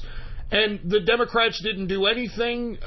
They just stayed quiet on the whole situation, and they never talked about DACA again until we started getting into this whole political stunt in which they are now utilizing a policy that has been around since 2007 and somehow placed it on the blame of Donald Trump. Now, all of a sudden, Donald Trump owns this whole child separation immigration nonsense because of this political stunt by the Democrats and their pumping of this narrative by the weaponized lamestream media. And we need genuine offensive attacks or offensive means to which we can combat this, because if we don't, folks, we're in major trouble. I mean, look at how easy it was for these people to manipulate a mass people into believing that, immigrant children are just being taken away from their parents, and Trump is allowing it to happen. It's Trump's fault, damn it. It's all Trump's fault. I mean, they have put the blame of this whole immigrant child separation nonsense on Trump, when not only did Obama do this, but he gave the children in question to child traffickers, for Christ's sake. So how can we combat this fake news? I mean, look, I'm trying my little damnedest by this broadcast and the things that I do, but the people that are listening and the people that are watching, they're not helping by perpetuating those articles or by reposting those articles or by spreading this link of this show, etc. That's what we need if we're going to grow independent media, and we don't have enough people doing it. So any suggestions, anybody? You would almost have to destroy their credibility by setting up some type of event that you know is fake and well documenting it and spreading it well throughout the internet. I mean, that's what lawyers do in court cases. They try to destroy the credibility of the witnesses, so it gets thrown out, it gets dismissed. I mean, that or memes were pretty effective in 2016, but maybe there needs to be a new type of meme or a new thing. Like, 10 years ago, you would have said fucking pictures with words on it were going to affect an election. Nobody would believe you. But maybe we need to seek out the next thing that is. Well, something as well. I think a lot of people who are in independent media, even if they're not exactly political, I think a lot of these personalities, they're very worried about presenting their political view to drive away viewers, and I think that particularly makes sense depending on what you're doing.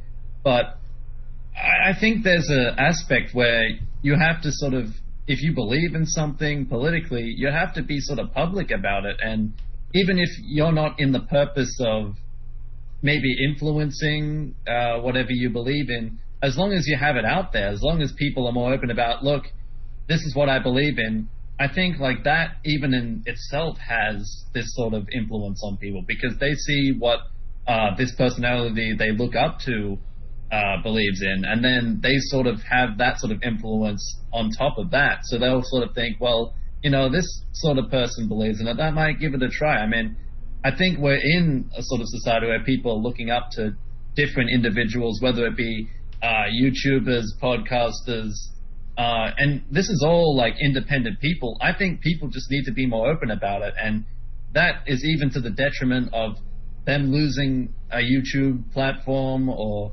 whatever else they use, because I think that there's always an alternative. We've found that every time some platform demonetizes or throws people off their platform, there's always somewhere else to go. We've got Gab now. We've got BitChute. We've got all these different platforms that are coming up which don't exactly have mainstream appeal, but I think that will change, because even normal everyday people are just getting screwed over the most ridiculous shit on Twitter and all other services. It's just bound to happen. I think, to sum it up, I think people just need to be more vocal about it. I agree. At this point in time, you have to hit the meter where it hurts. You have to criticize their ethics on their emotional reporting, because emotional reporting did not give us Watergate. Emotional reporting did not give us Ski.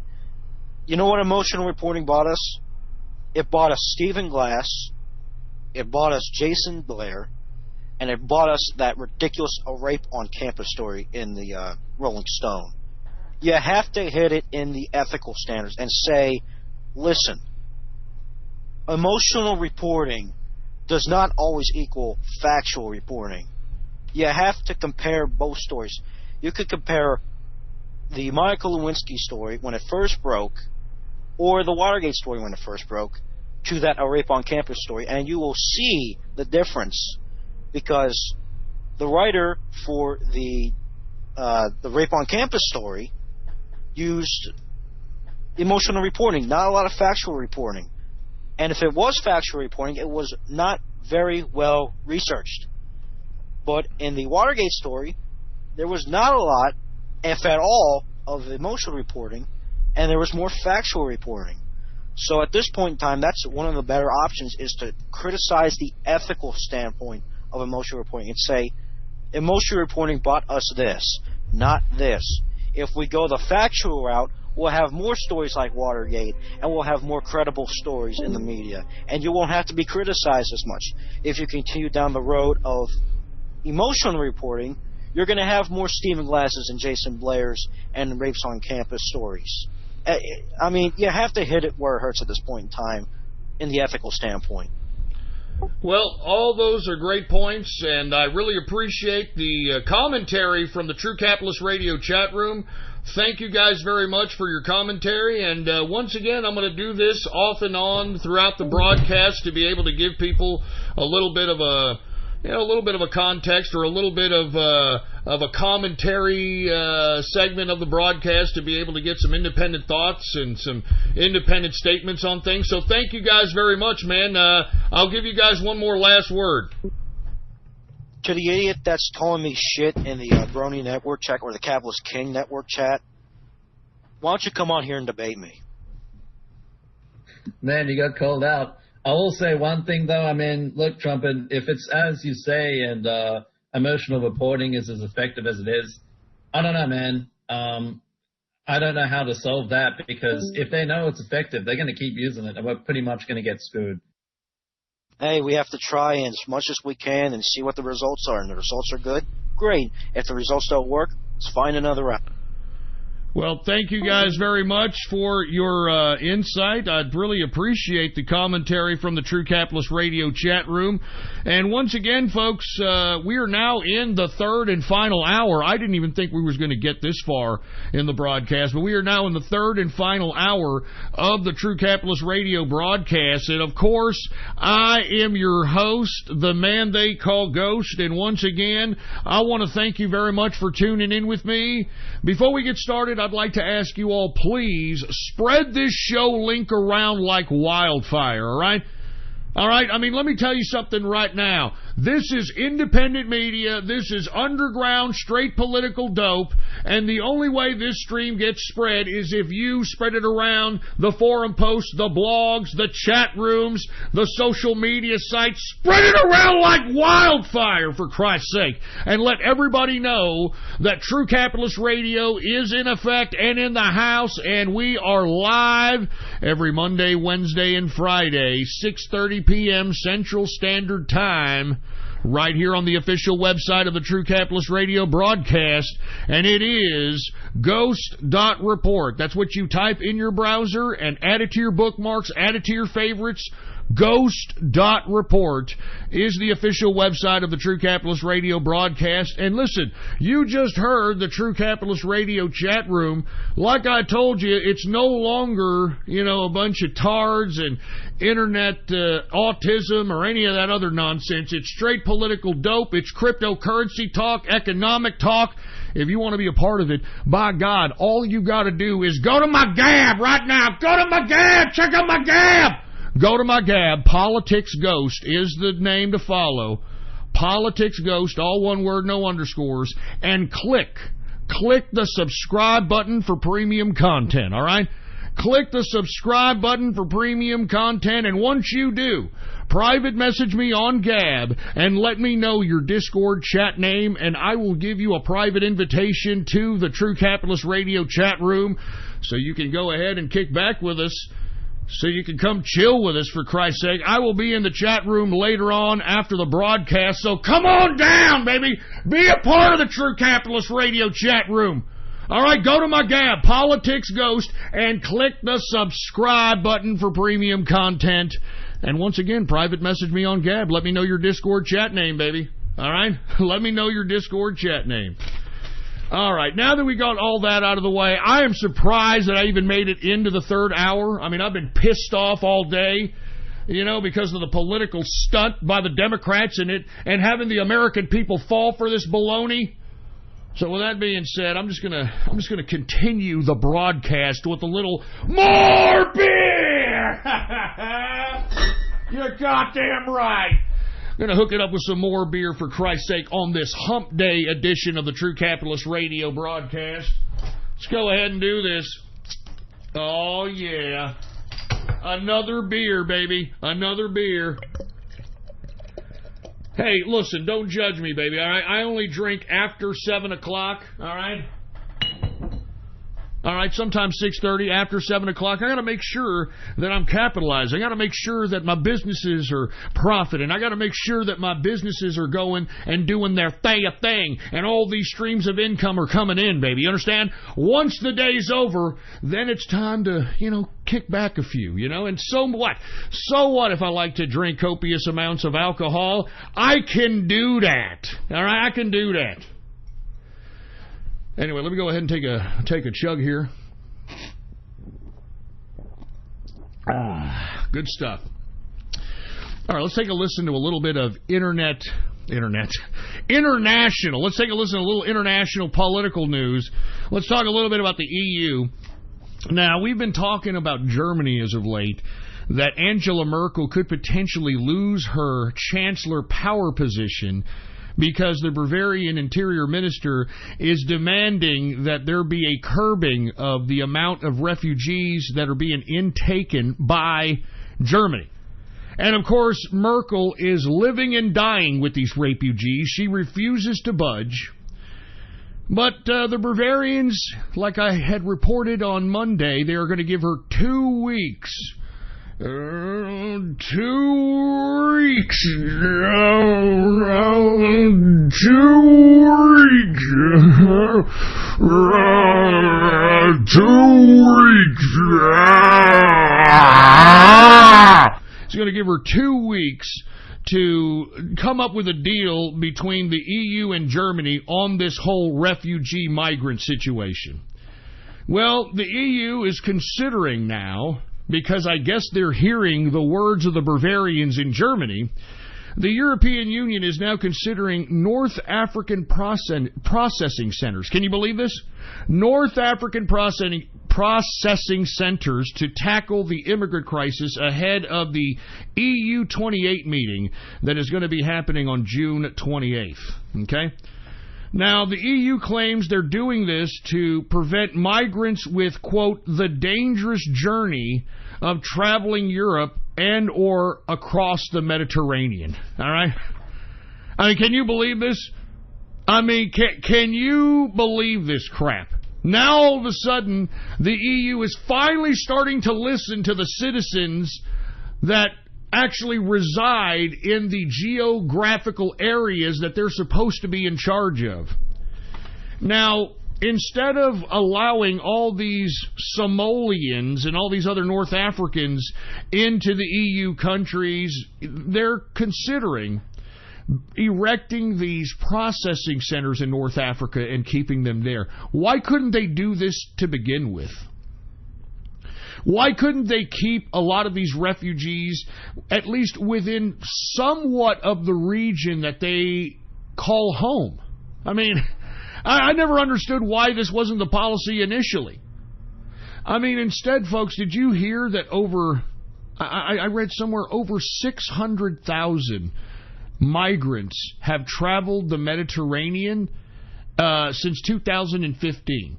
600,000 migrants have traveled the Mediterranean looking for one of these European countries to land in so that they can just get off and once again rape and pillage fucking Europe and all that other crap. And that's what the president has been trying to say in relation to his And I'm talking about the United States immigration and border issue. The president has stated many times he does not want America to turn into Germany. He does not want America to turn into Sweden. He does not want to make America and turn it into the goddamn Paris. Have you seen Paris? Have you seen Paris, for Christ's sake? Google Paris 2018 and see what it looks like. That's what's coming to America if you stupid, emotionally immature American idiots keep falling for these Democrat political stunts. I don't want to turn into Europe.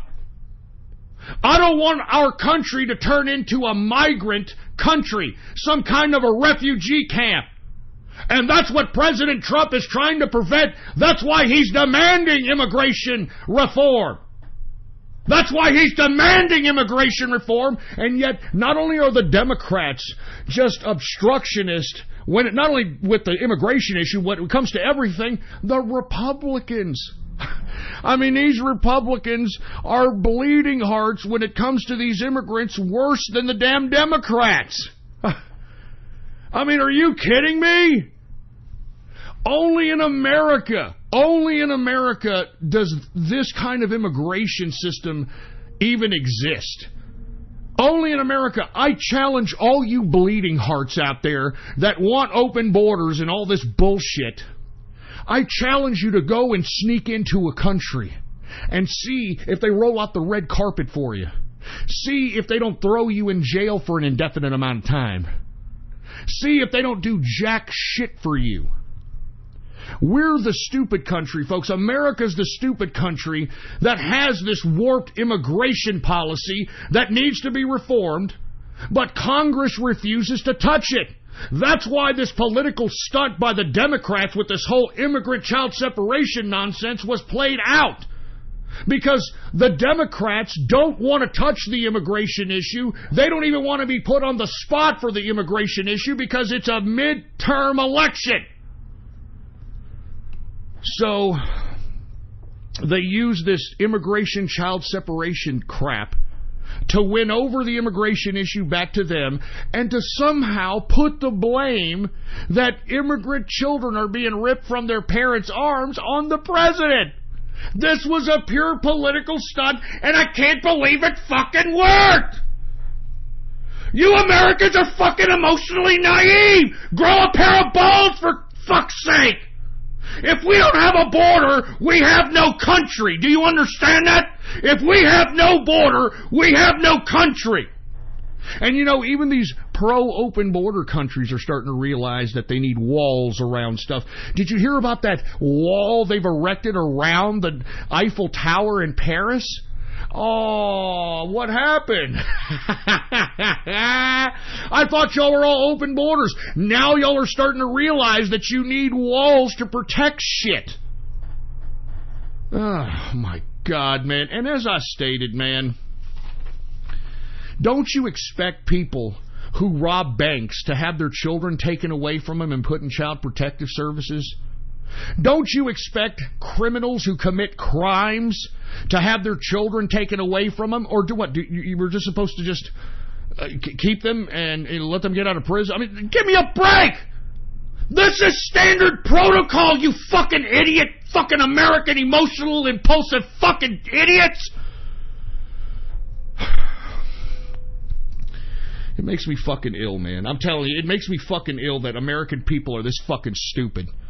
And you know, like I said, I mean, I know we had a conversation with the True Capitalist Radio chat room. I blame a whole consortium of groups for dumbing down America to this emotionally impulsive ridiculousness. Obviously the parents, but once again, who created the laws to break up the family? Who created the laws to make single parents the majority of the day? The Democrats, the liberals. They're the ones that changed the laws. They're the ones that brought in welfare and the child support lottery system and all this other nonsense. They're the ones that made it economically viable to divorce and be a single parent. And now all of a sudden the Democrats are going to try to get on some kind of a fucking moral soapbox and claim to be some kind of ethical and moral voice for the immigrant family? Are you fucking kidding me? I mean, how stupid are you American people? How fucking idiotic are you American people? The Democrats are now the moral and ethical authority of immigrant family? They broke up your family, you American morons! The Democrats, the liberals, they broke up your fucking families! Wake up! Wake up! They broke up your fucking family! That's why your children are a bunch of goddamn autistic, fucking coy, soy boy, suicidal faggots! You understand that? That's why you have all these women that are all single that claim they can't find a real man because single mothers can't raise men. And take a look at all these men nowadays. They're fruitier than a box of Fruit Loops. They look like they just got popped out of the ass crack of Richard Simmons in drag. And I blame, once again, not only the parents. Not only do I blame the parents, I blame the Democrats that passed the laws that broke up the family.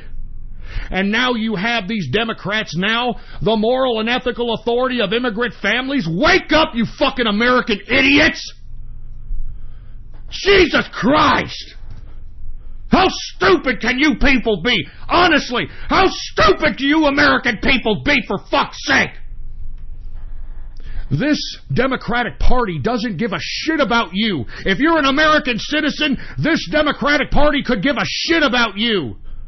The only people that the Democrats come out for, and I'm going to say it over and over and over again, the only people that the Democrats come out for are illegal immigrants and criminals. And you can't deny that. You can't deny that whatsoever. Jesus Christ, give me my freaking drink.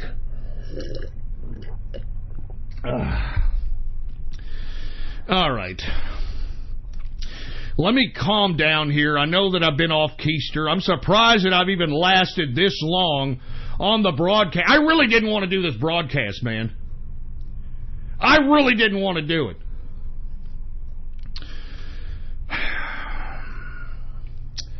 All right, let me just calm down here. Let me go on to the drudgereport.com, folks. Okay? And what we're going to do is we're going to go over the headlines on drudgereport.com. Go ahead and follow along with me if you'd like. Once again, drudgereport.com.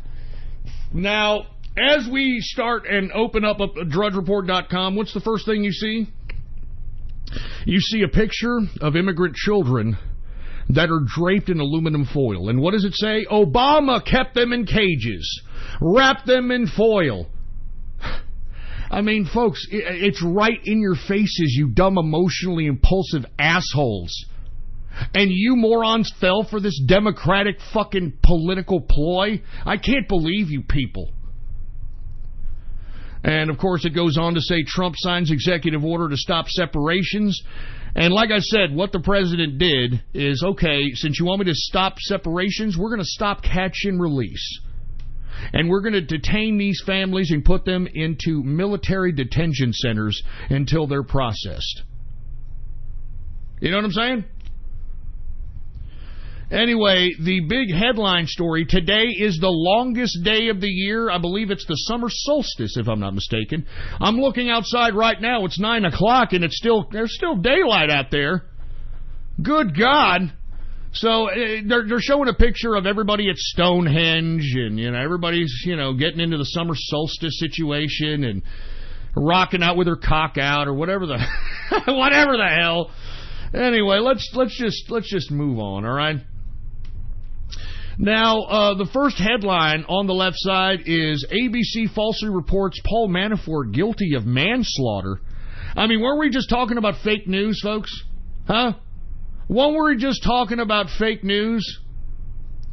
Anyway, it's a cryon malfunction. And if you know what cryon system is, folks, the cryon system is the system in which somebody in back of the control room is actually bringing in the graphics that you see during a live broadcast. For instance, If there's a special report, there's a graphic that goes underneath saying live, ABC News, President Trump speaking, etc. Well, for whatever reason, the chyron underneath the president said, live, ABC News special report, Manafort pleads guilty to 5 charges of manslaughter. Now, I mean, people are going to believe that. Believe it or not, some people are going to see that and be like, oh, well, I saw Paul Manafort, he pleaded guilty to manslaughter. I mean, this is why the president says fake news is the most dangerous threat to America's national security. And it's things like that. All right? Things like that. Now, the next headline is Billboards tells liberals, keep driving until you've left the great state of Texas. Woo! That's Texas, boy! That's Texas. Did y'all see that? We need more signs of that out here in Texas, baby. All right, we need more signs like that. Where the hell is this? This is out of Fritch, Texas. Fritch, Texas, a billboard in Texas has gone viral with a message for folks for a particular political persuasion, and now the person who posted the image online and the billboard company are receiving death threats. Oh, now they're receiving death threats because we want liberals out of our goddamn Texas state. Get out of here, liberals! Do you understand that? You're fucking anti-American scum, and Texans don't want you here! Get the fuck out of my state! You liberal scum! You anti-American scum! You anti-American Democrat scum! I wouldn't spit on you if you were on fire! Get out! Get out of my state! Keep fucking driving is right! Get out! Fucking liberals, we don't want you in Texas. I take a fucking dirty diarrhea shit on a liberal, and all they can look back at me with a brown smile about it. That's all they can do. Fucking liberals. Anyway, let's go to the World Cup. I'm not into the World Cup. I know all you guys out there in the international community, you love soccer, and you would fucking hump a soccer ball if you could. But I don't get it, folks. I don't like soccer, man. I don't get it. You're just kind of like, you see like a bunch of twink boys. They're running around a field. They're kicking a ball. They're bouncing balls on their heads. I don't like it, man. I'm sorry, I don't get it. But anyway, the World Cup, England fans do a Nazi salute singing anti-Semitic songs. And I'm sure a lot of you Nazi LARPers, especially you white nationalists and alt-righters, are like, yeah, that's it. Britannia, yeah, screw the Jew, my Jew, my Jew, my Jew, my Jew, my Jew, my Jew, my Jew, my Jew, my Jew, my Jew. But in actuality, folks, the left wing of the political persuasion in the UK is actually the most anti-Semitic. Believe it or not. Yeah, Jeremy Corbyn's Labour Party is actually the most anti-Semitic of all the variants of political philosophy in Britannia. So if anybody who's at the World Cup raising a Nazi salute and singing anti-Semitic songs are probably pro-Jeremy Corbyn Labour, Anyway. Let me continue going, for Christ's sake. What is this? I mean, this is another report off of the World Cup. What is this? Burger King says sorry for Russian World Cup pregnancy ad. What the fuck is this? I don't understand. I got to read this. This is out of the Associated Press, out of Moscow. Burger King says it's sorry for offering a lifetime supply of Whoppers to Russian women who get pregnant from World Cup players. Are you fucking joking? What kind of advertising is that? They're going to give a lifetime supply of fucking Whoppers to Russian women who are impregnated by World Cup players? What kind of goddamn... I'm telling you, Burger King, y'all are getting pretty desperate, man. I'm telling you that right. That is fucking desperation if I've ever heard... Oh, my God. Oh, man, and you know, these World Cup players, you know, that's what they live for, to go to the World Cup. I mean, they're out there to bang a few, you know, nice hot broads that want to, you know, get with a soccer player, and here they are. They've got an incentivized reason to have one of these soccer players to ejaculate in their uterus pipe so they can get themselves a lifetime supply of fucking Whoppers. Yeah, that's great. Oh, my God. All right, what do we got here?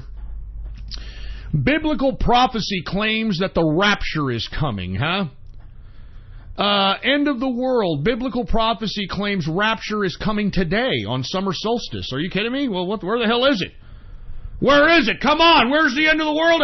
Black hole sun, won't you come and wash away the rain? Black hole sun, won't you come? Won't you come? Come on, let's do this. What's going on? Black hole sun, won't you come? Come on! Anyway, this is out of the Daily Star out of the UK. End of the world. Biblical prophecy claims rapture is coming today on summer solstice. This is written by Charlotte Ikonen. And it goes as follows. The rapture is an event that many Christians believe marks the return of the Son of God, and all the believers will disappear from the earth up to heaven into the twinkling of an eye. But this happens after a tribulation period. 7 years that are first of peace and unity around the world, and then 3.5 years of war and global pandemics. And Stephen Fletcher, who monitors events that could signal the end of mankind, believes rapture starts today. He said time is up and hell breaks loose after June 21st, 2018. He explained a number of factors that allowed him to pinpoint the end of times, which coincides with the summer solstice, the end of the spring and the starting of summer. Writing on his website, he said, many people have had dreams and visions that the rapture will occur shortly after the death of Billy Graham. Billy Graham?! Man, Jesus Christ, man. You see, this is why people don't like Christians right here, man. You see this? Billy Graham. Fuck Billy Graham. I'm sorry, folks. When Billy Graham passed, I was not putting him on a pedestal. I mean, Billy fucking Graham, get out of here, man. I'm not fucking reading this anymore. I'm not reading this anymore. Nothing's gonna happen tomorrow. Get the hell out of here. Fucking Billy Graham. It started with the death of Billy Graham. Oh, get the fuck out of here, man. I'm telling you. Listen, I'm sorry. I don't like people who make millions of dollars off of religion. I'm sorry. I mean, I don't care who you are. I don't care how pious you claim to be. And, you know, that's what pisses me off. You know, folks, I don't make nothing off this broadcast. You know what I'm saying? And, you know, I had that little cryptocurrency wishing well on Ghost.report, just in case anybody just feels like, you know what, I feel bad for Ghost. Let me throw him some coin. As a matter of fact, whoever threw $50 worth of Litecoin, $50 worth of Litecoin in the cryptocurrency wishing well, thank you very much. At least you appreciate some shit. And may nothing but good fortune and may nothing but your wishes come true, because that is very good karma. But the reason I bring up the cryptocurrency wishing well and things of that capacity is because of this, folks. Have you heard about this one evangelist, or televangelist, I should say, out of Louisiana named James Duplantis? James Duplantis, and you can find this video of him pleading with his congregation to give him money because he needs to buy, I swear to God, this is what he said, he needs to buy a $65 million private jet so that he can spread the word of the gospel. And believe it or not, there's a video of him, James Duplantis, out there pleading with his congregation, saying, we need to get as many of those donations as we possibly can. I need, folks, that $65 million private jet. This ain't like the days of Jesus, where I can just get a mule and a couple of bags and I can go out and spread the gospel. This is the new day and age. I need a $65 million jet so I can go out and spread the gospel worldwide. And guess what? They're buying it for him. $65 million because some moron gets up every Sunday and says, the Lord! The Lord! I mean, am I in the wrong fucking business? Should I become Christian all of a sudden? Huh? Would y'all donate more if I say, the Lord! The Lord! I mean, seriously, man. I mean, good God. Fucking have $65 million so he can get himself a private fucking jet, and he's claiming that he needs it because, oh, I need it because I need to spread the gospel. Jesus Christ, man. Let me move on here. Next article, next headline. Boom. Rare Ferrari may fetch up to $45 million at auction. Hey, you know you're in the Trump administration now, huh? People are paying $45 million for a goddamn fucking Ferrari? For a Ferrari? Listen, I'm not a big Ferrari fan. I do like Ferraris, don't get me wrong, from the years 85 to about 92, 93, and then after that, that's it. But I'm a big Lamborghini fan. And you know the story about Lamborghini, right? Lamborghini actually made farming equipment, and he made his money making farming equipment, and he bought himself a Ferrari, and something went wrong with his Ferrari, and tried to get in contact with the factory that, hey, look, man, you fucked up my Ferrari. What the hell's going on? And Ferrari dissed him. Ferrari just completely blew him off, and it pissed off Lamborghini so much that he made his own fucking car! That's capitalism, baby! That's how you act like a capitalist. You're like, oh yeah? You're gonna ignore me? You know who I am? I'm a Lamborghini!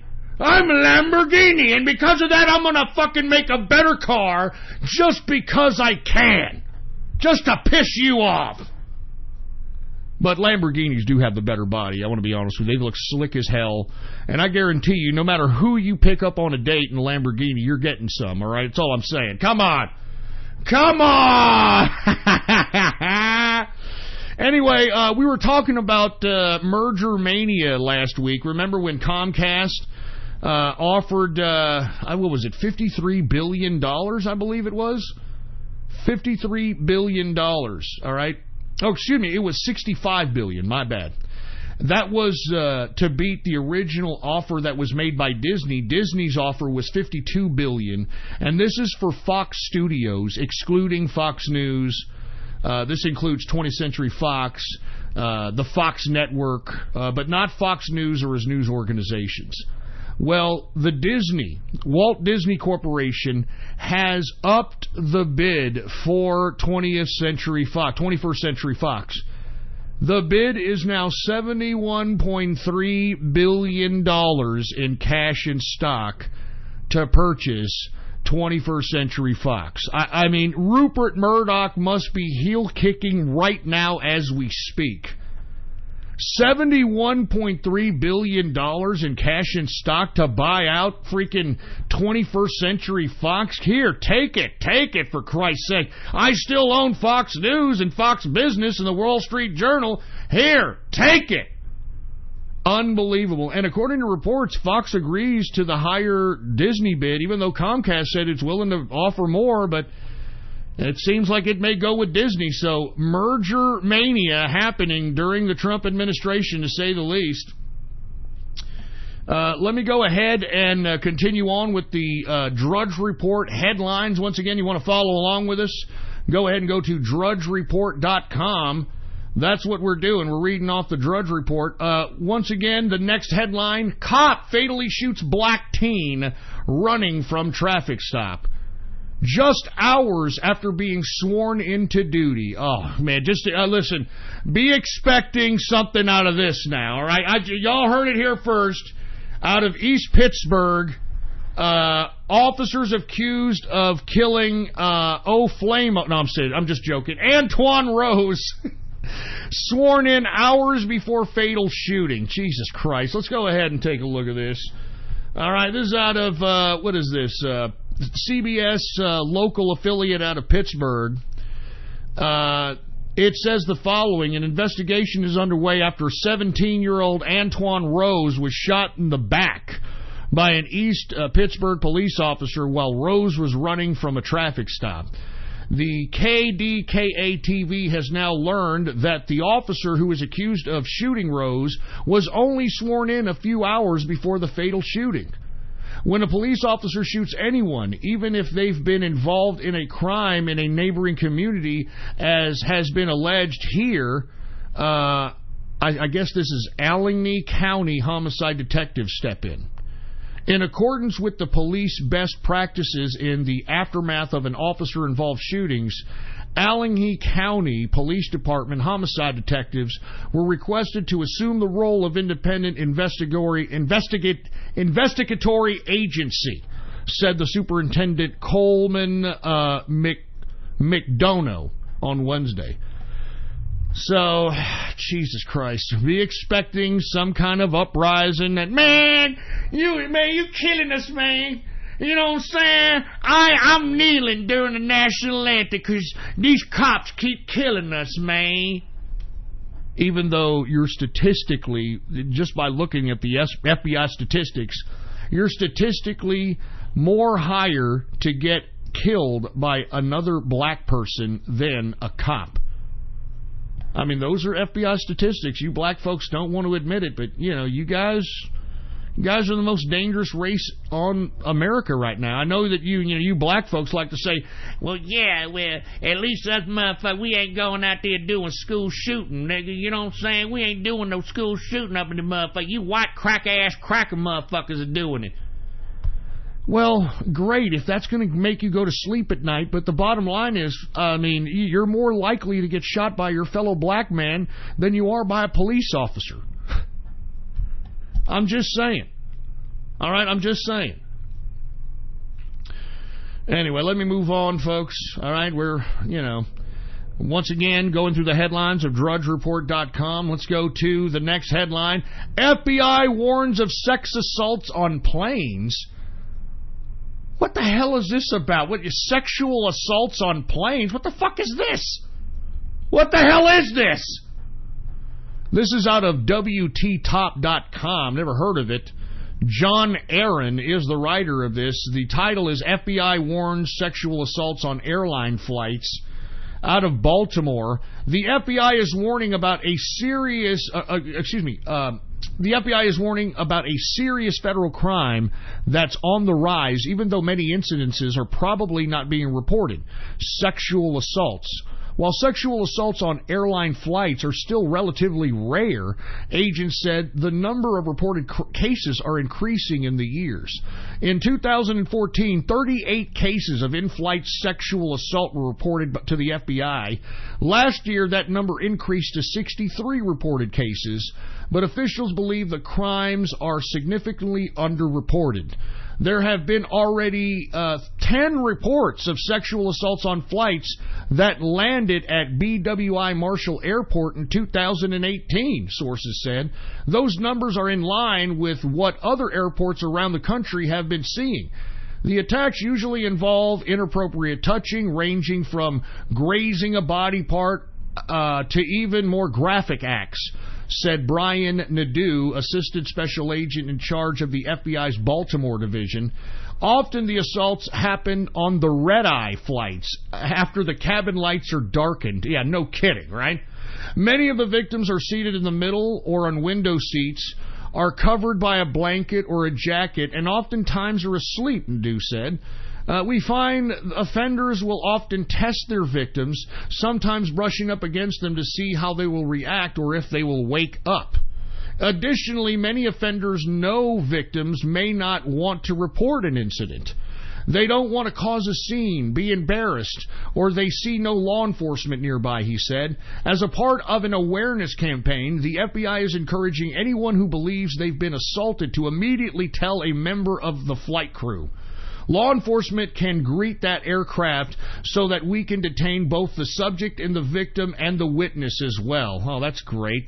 Just let me go ahead and prolong my flight a couple of fucking 5-6 hours just because I got my cock groped You know, I got my cock groped by this queer. Yeah, let me go ahead. Let me tell the fucking stewardess so I can just go ahead and be laid over for about 5 or 6 hours. Yeah, that's what I want. No wonder people are underreporting this crap. I mean, you know, look, I'm sorry. You know, I mean, listen, I would be upset, too, if, like, some, you know, homo or something, you know, tried to touch my balls or something. But, I mean, I'm not going to tell a goddamn stewardess so I can go and, you know, what, did you get a witness to this? You saw it? Okay. You're going to be greeted by law enforcement, and they're going to question you for, like, 5 or 6 hours. Jesus Christ. No wonder the FBI is warning about this. I mean, serious. No wonder the FBI is warning about this crap. Oh, my God. Anyway, let's continue going. We're talking a little bit about the headlines on Drudge Report. Let's go to the next one. The New York City is trying to fix a massive plumbing leak 55 stories underground. Did you know that this leak that they're trying to fix that actually transports water from some of the local aquifers to New York is actually 55 stories under the Hudson River? So they're trying to repair this goddamn massive plumbing leak 55 stories under the Hudson River. I mean, that's got to be some dangerous-ass jobs, to say the least, man. Here, let me read a little bit about the story here. Fixing a massive NYC plumbing leak 55 stories underground. This is out of the Associated Press. The writer of this is Mike Hill. Newburgh, New York. New York City is in the midst of a plumbing repair job of monumental proportions.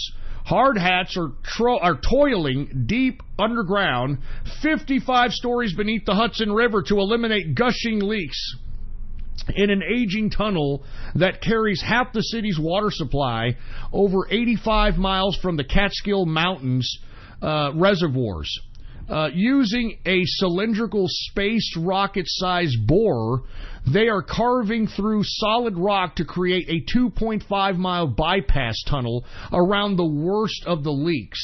When they finish the $1 billion tunnel in 2022, the entire Delaware aqueduct will be shut down for months to prepare for the diversion. And if they do it right, New Yorkers turning on their faucets will never even notice. Oh, yeah, I'm sure. I mean, you got that fucking communist as the mayor of New York, de Blasio. Oh, yeah, I'm sure nothing is going to go wrong, right? I'm sure nothing's going to go wrong, for heaven's sake. Oh, Jesus Christ. Give me my freaking beer.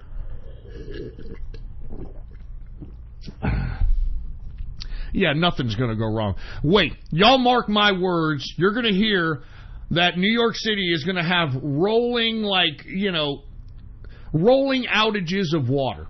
Just mark my words. Just watch. I mean, this is what you get when you have leftists in charge of municipalities. Nothing will get done. Nothing. Nothing. Jesus Christ. Let's continue going. Facebook taking everything. Rising rents driving out of Silicon Valley families. What is this? I don't understand this headline. What is this shit? Facebook is taking everything. Oh, rising rents is driving out Silicon Valley families. Oh, I get it. I wonder if Goofy Bone is still able to live in his mother's basement out there. I know he's out there in San Jose. I wonder if he's still able to, become a fat, burrito-eating Mexican and, blazing blunts and all that. Let's continue going. We got... what is it? The Guardian. This is out of the Guardian. Sam Levin, parentheses, wrote this article called Facebook is Taking Everything, Rising Rents, Driving Out Silicon Valley Families. Sandra Zamora is quitting Facebook, not because of Russian election interference, misuse of personal data, or any other social networks' other scandals. For the 29-year-old, it's personal. Facebook is her neighbor, and the company's presence, she said, is wreaking havoc on her community. Zamora is part of a group of Manello Park tenants in 4 buildings facing massive rent increases from a new landlord who is pricing out longtime residents while advertising the building's proximity to Facebook's campus. Zamora is holding out as long as she can, but she knows she will have to leave her home of 11 years, and she doesn't know where she'll go. Facebook is taking everything and they all we have and giving us what? Nothing. Just painting our lives, said the preschool teacher and restaurant worker seated inside her dimly lit apartment a mile away from the company's headquarters. Facebook is just ruining the community. The displacement of the working class and low-income Latino families in the shadow of Facebook behemoth campus, which is undergoing a major expansion adjacent to their homes, offer a stark illustration of California's housing crisis and expanding income inequality. By many measures, the tech industry has in recent years exacerbated the crisis of evictions, homelessness, and poverty. A group of affiliated real estate companies, including Manello Gate and Redwood Land Properties, purchased and began managing the 20 apartments now facing sharp rent increases using a process that the tenant activists say is cruel but increasingly common. The firms linked to the investor Jess Hill Love sent notices to the tenants saying their rents would soon rise from $1,100 to $1,900 a month, and they would have to leave within 60 days if they did not sign a lease.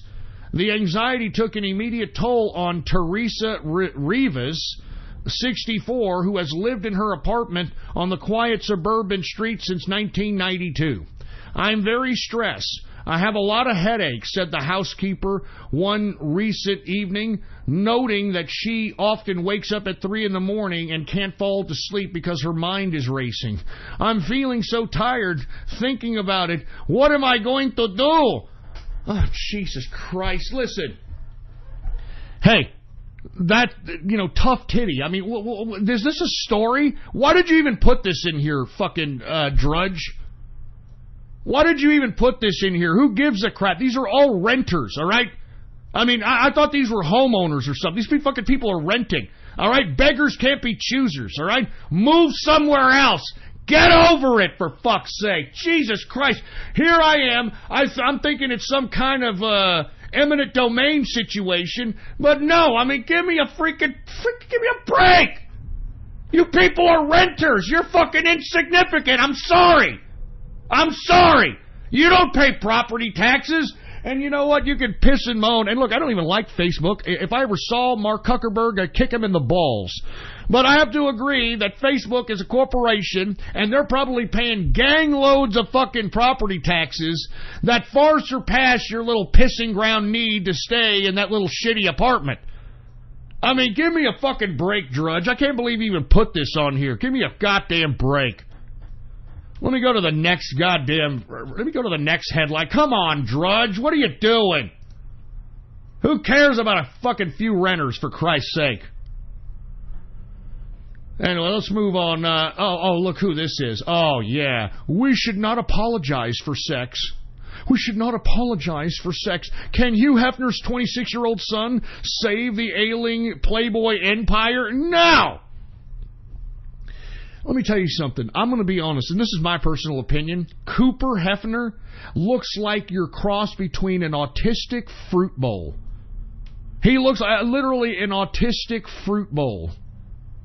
And this is the guy that's going to bring back Playboy, what, with his fruit bowlness? I mean, hey, Cooper, you want to know what made Playboy? That your old man, Hugh, your old man was banging all these broads, okay? That's what made Playboy. I doubt you've banged any of these bitches. If you want my personal opinion, I think that you're more worried about the Cabana Boys in the back of your goddamn Playboy mansion than you are worried about the Boy centerfolds. I mean, I'm serious. I mean, give me a break. I mean, have you ever seen Cooper Hefner? Cooper, hi, I'm Cooper, and I'm taking over Playboy, and the first line of business that we're going to do is we're going to make sure that Playboy is no longer nudes. We're not going to take pictures of nudes anymore, guys. All right, and what we're going to do is we're going to put an emphasis on the news. Instead of the nudes, the news. Because, Playboy has always been known for its news. But everybody thought that we were known for our nudes. So, yeah, I'm taking it over, dude. I'm Cooper Hefner. Get out of here, Cooper Hefner, you stupid, dumb, idiot, rich kid. Why don't you go make something of your own? I mean, you know what I mean? I mean, your fucking daddy didn't leave you a couple of $1,000,000 to go do something on your own, you know, and then you make your own play, stake your own claim. For Christ's sake, you're going to sit over here and try to pretend that you're going to save Playboy? Get the fuck out of here, faggot. Get out of here. Go service a glory hole. That's what you want to do from where I'm standing anyway, all right? I'm serious. I'm not joking. I'm not joking. Anyway, let's continue going here. Drones now have infrared cameras now, folks. Drones now have infrared cameras, so if you happen to be kicking back, you might have your, you know, even if you're not rocking out with your cock out, you may still, have your, you may still have your cock out. You may, I mean, infrared cameras on drones, man. I mean, it's bad enough these drones, man, are like, messing with our privacy. Now they can, like, see through our clothing and shit. They can see through vehicles. They can see through walls. Man, I'm telling you, as days go by, technology is gonna ruin us, man. All right? Technology is going to ruin us. It's going to ruin us. Anyway, let me move on to the next one. Oh, this is horrible. Drudge, why? Drudge, why? Man gets crushed. Oh my God, this is horrible. I can't even say it. Man gets crushed to death by coffin at his mother's funeral, and it was his mother's casket. It was his mother's. Jesus Christ. I mean, what are the odds, and what kind of fucking bad luck do you have to have that you go to your mother's funeral, and then for whatever reason the casket falls on you and you die? Your mother's casket falls on you and you fucking die. Jesus Christ. I don't even want to fucking read the article. Poor bastard, man. That is just bad luck. That is just straight bad luck. Oh, my God. Oh, my God. Anyway, let's continue going. Next headline. After 4,000 episodes, a halt to Jerry Springer's show. Oh, man, come on. No shit. Now that I think about it, how old is Jerry Springer, man?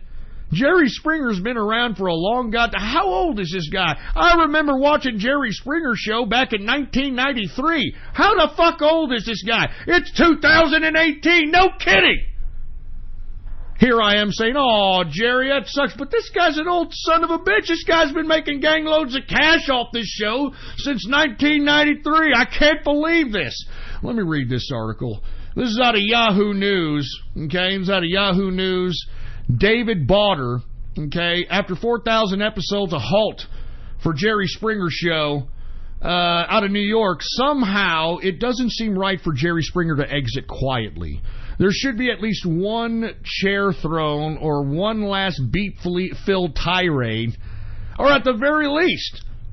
Instead, it was announced with no fanfare this week that he will stop making new episodes of his memorable racist talk show, and neither Springer nor his bosses will talk about it.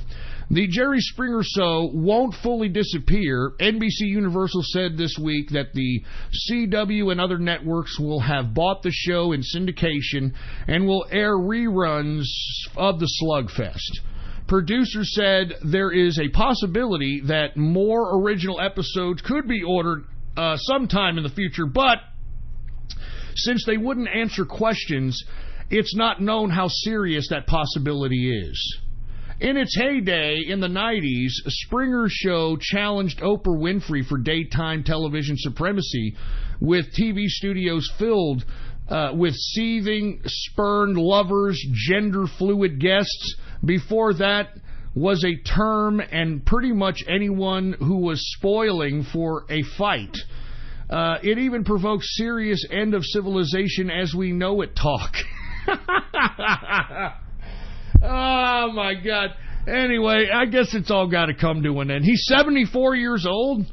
74 years old, old Jerry Springer. So, yeah, he's a little long in the tooth.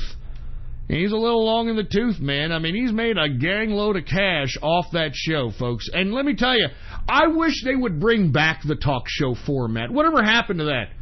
Whatever happened to the TV talk show format? I loved it. In the 90s, folks, I wish you guys, there's a lot of people who listen to me are very young people. If you guys were around in the 90s, from like 92 to about 97, you could legitimately have a talk show on every hour from 6 in the morning all the way till 9 p.m. at night. I mean, there was just talk shows galore. I mean, everybody had a fucking talk show. I remember those talk show days. I remember Jenny Jones.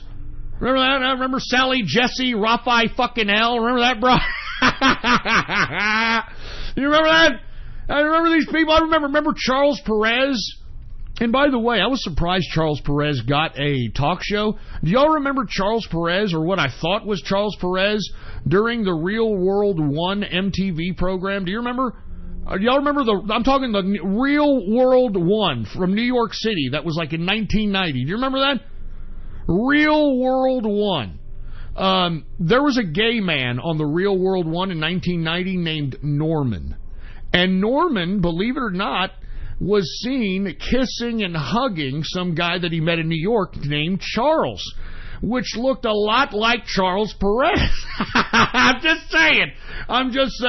Oh, yeah, Montel Williams in the house. I mean, there were just so many. My favorite talk show, I would have to say Jerry Springer, man. Jerry Springer was always the good one, man. I mean, Jerry Springer was always the, you know you were going to get a fight. You knew you were going to get some weird shit. I mean, Jerry Springer was the show that was introducing America to the bowels of American society. You remember that? I mean, do you remember how he would bring out these gays, these dirty AIDS-infected gays, these trannies? I mean, he was the first to do that. And then for whatever reason, Maury Povich all of a sudden, reigned supreme. You remember then all of a sudden Maury Povich in the late 90s decided, you know what, I'm going to do these DNA tests. I love those DNA tests, man. I'm sorry. He's still doing them. Maury Povich can barely move around. They got him sitting stationary in a chair and shit. I love him, man. I'm like, you are not the father. And, of course, the black women are always, throwing their theatrics. They throw their fat cells on the floor. Good God, Lord, no! Lord, no! It's a lie, Maury. Tell me it's a lie. He's the only one I've been with, Maury. He's the only one I've been with. I love those, man. I love, especially when they bring in about 4 or 5 cocks. They bring in about 4 or 5 cocks. And like, yeah, well, any one of these 5 cocks could be the father, and none of them are the father. I mean, maybe that's a little macabre or something, but I love it. I love those things, man. But what I don't like about Maury Povich, do y'all remember he would have these shows on asking his audience whether it was a man or a woman? Do you remember these like tranny shows? Then he was like, is it a man or is it a woman? Oh, you could tell he was getting his rocks off. I mean, I've never seen Maury Povich with a bigger smile on his face than, seeing a bunch of lady boys looking like ladies. You know what I'm saying? Huh? I'm telling you. Anyway, look, I'm reminiscing here. I do miss the old talk show circuits.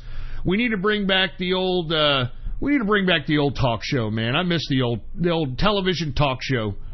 I miss it, man. I miss it so much. Anyway, let me move on. We got about 3 minutes left. I'm going to take a couple more of these headlines, then we're out of here. I'm surprised I even made it through the 3 hours of the broadcast. I'm telling you, I was so fucking jaded and pissed off today. I did not want to do this broadcast. But hey, thank you guys for listening in and putting up with the, with the little bit of the jadedness, dude. Thank you, man. Thank you. Anyway, let's continue on. Next article, next headline. Woman may have served ex-lover's remains at barbecue. Oh, good God. And look at her mugshot. She's smiling about it in her fucking mugshot. Look at this sick bitch. Look at this sick fucking bitch. Oh, my God. This is out of Freep.com, Freep.com. That's the Detroit Free Press. It is written by Caroline Blackman, The article name is Michigan Woman May Have Served Ex-Lover's Remains at UP Barbecue. I gotta read. I gotta read. Look at this sick pic. Her fucking sick-ass mugshot. She's smiling. She's fucking smiling at barbecuing her ex, for Christ's sake, and serving it to unsuspecting people. Oh, God. Let me read this a little bit. If you've ever seen the end of Fried Green Tomatoes, then you have an idea of what may have happened to a Michigan man in 2014. In a new television documentary, authorities allege that a serial killer and her husband chopped up and killed her former lover and served his remains at a neighborhood barbecue in 2014.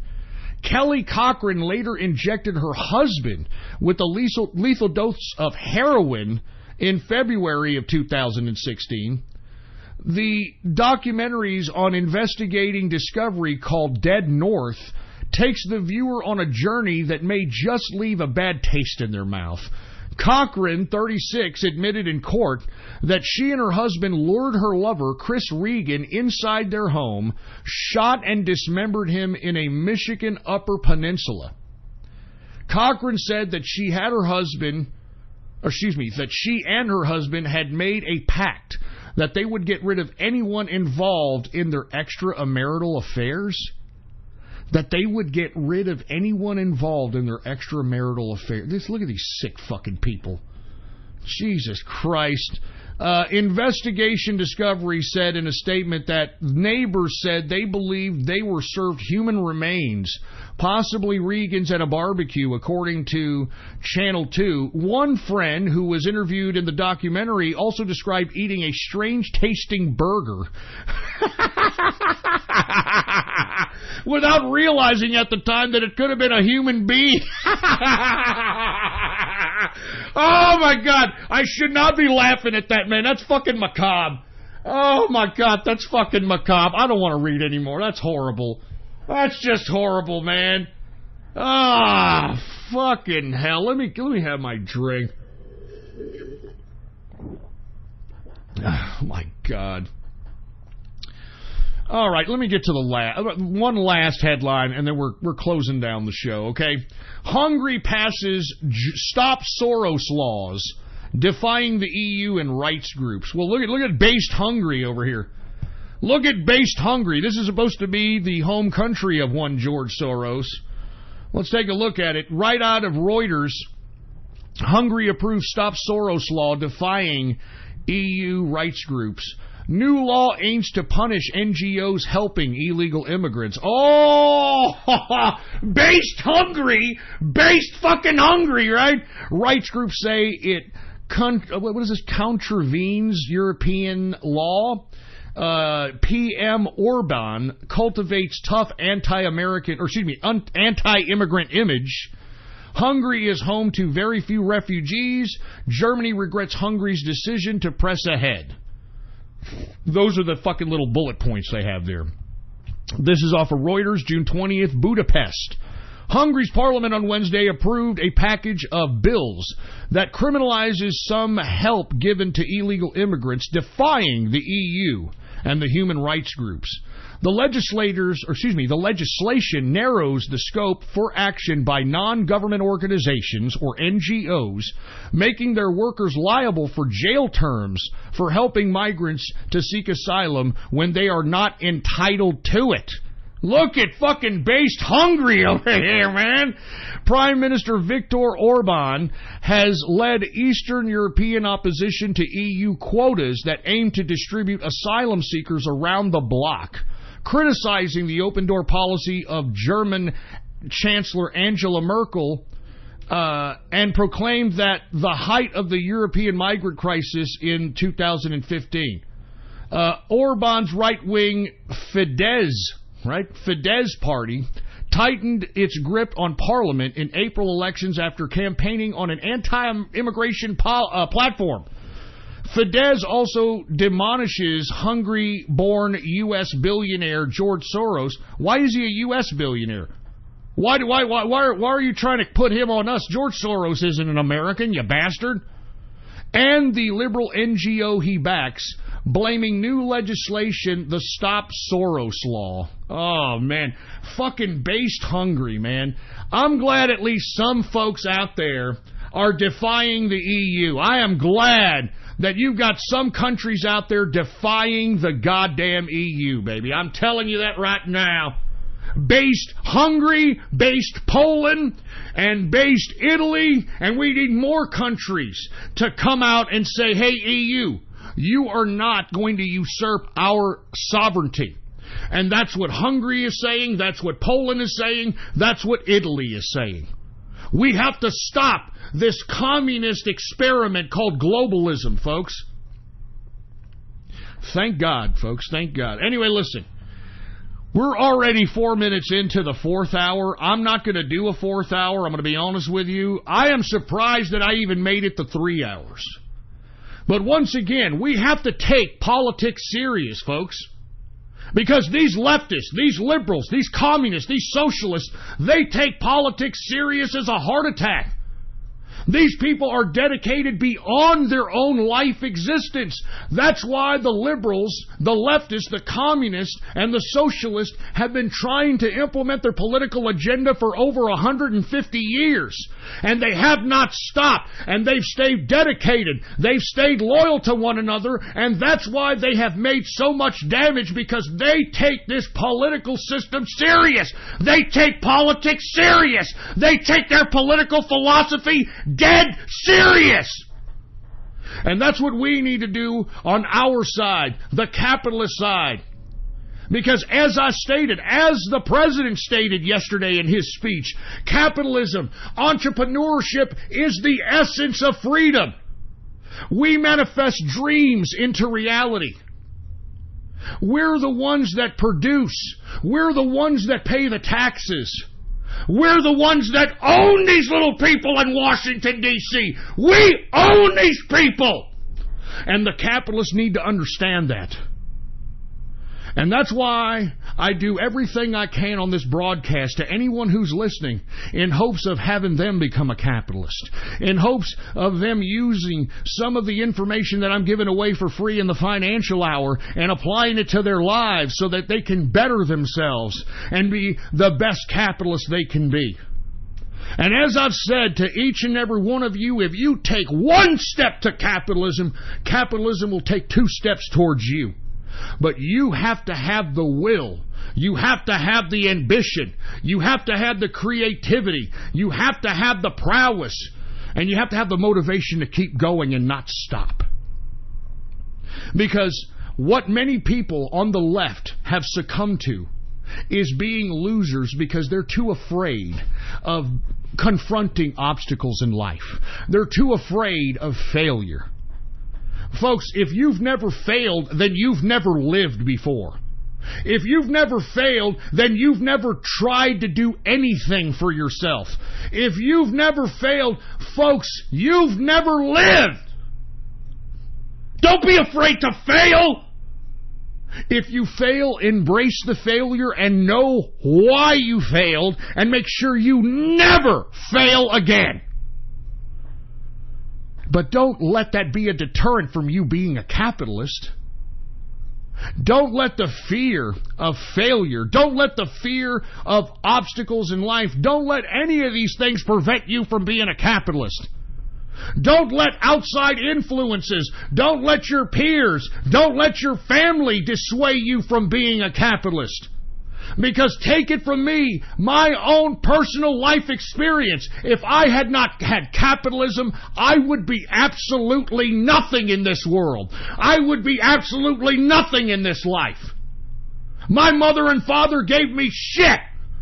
They kicked me out at 18 years old and said, "There you go, Ghost. Go make something of yourself, boy." And did I cry, piss and moan? Did I blame my mom and father? Did I blame the fucking government? Did I blame the education system? No, I could have, but I didn't.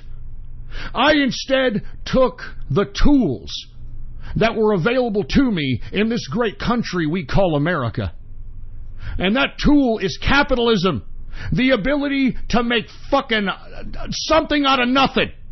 To make $1 out of 15 cents. Capitalism. And that's what pulled me out of the bottom. And I ran from that bottom, baby. I ran from the bottom. And I will never go back. I will never go back. I will work until I die, as opposed to go back to nothingness, no net worth, worthlessness, uselessness. That's what I'm telling all of you. You are what you do. And if you do nothing, you are nothing. Do you understand me? If you do nothing, you are nothing. But if you go out and try to accomplish things, you're doing a hell of a lot more than the majority of the people that are in this country right goddamn now. If you go out and try to take one step towards capitalism, I promise you, capitalism will take 2 steps towards you, and you just got to keep moving forward against all obstacles, against all odds, against all failures. You got to be fearless. And by the way, what is there to be afraid of? Failure? I mean, worst case scenario, you end up like a fucking loser leftist. And you know, these leftists, they don't just have to stay there in their precarious situations. They don't have to stay there and wallow in their own misery.